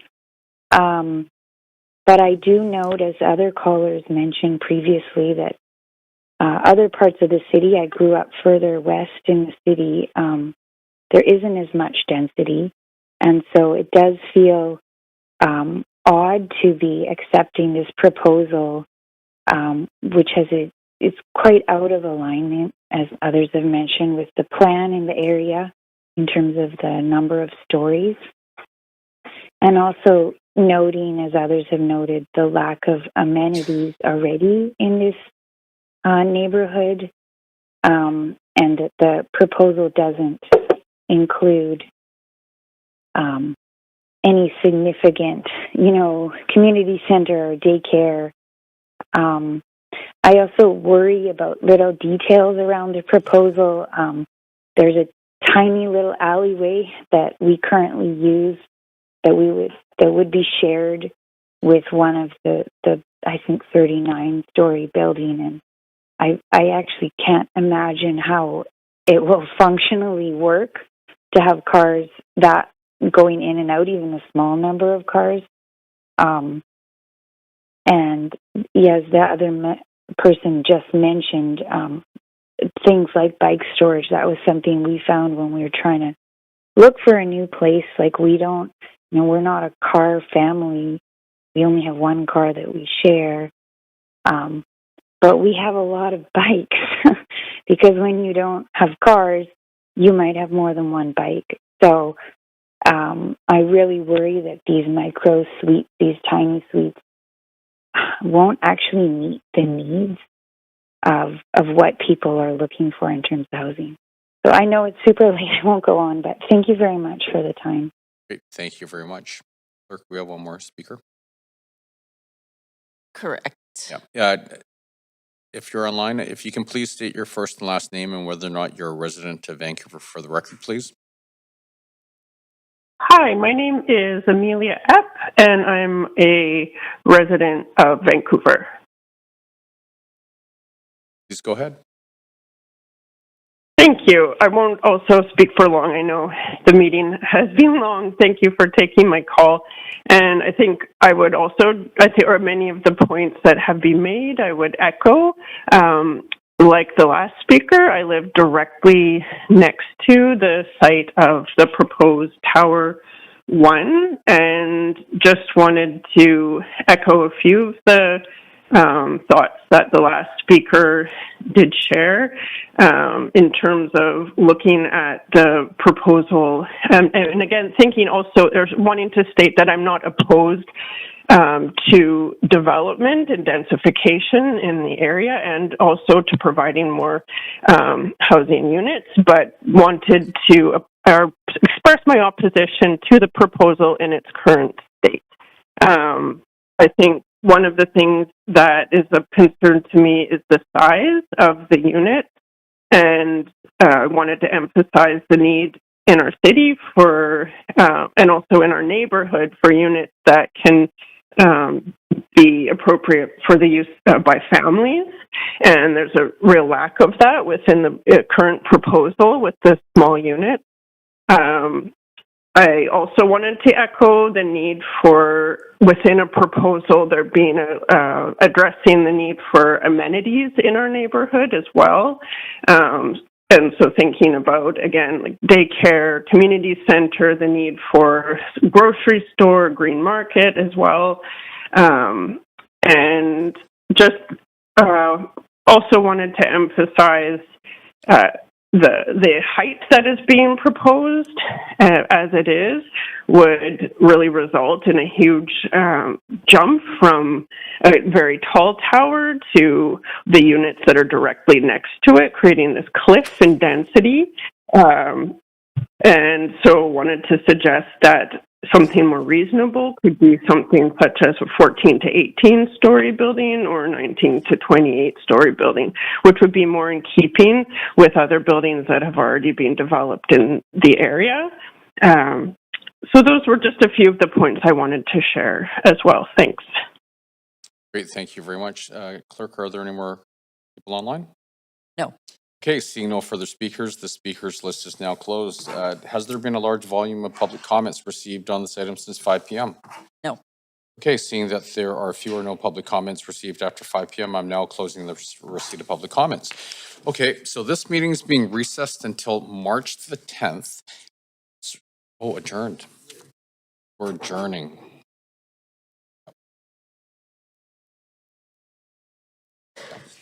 Okay, so correct me if we have to add more words here. So this meeting's being adjourned until March the 10th at 9:30 a.m. here in the council chamber and electronically, and we'll continue with item number 3. At which time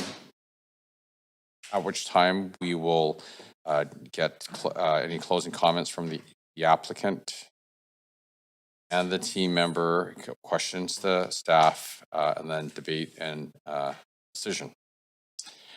I will remind council that it's incredibly important you do not engage in any discussion or correspondence in regard to the remaining of this application. So with that, thank you everyone, and have a great night. Sorry. Councillor Montague, seconded by Councillor Dominato. All those in favor say yay. All those opposed say nay. Great. This meeting is adjourned. Thanks, everyone. Nope, it's all. It's not what we always do. Yeah, that was a weird one.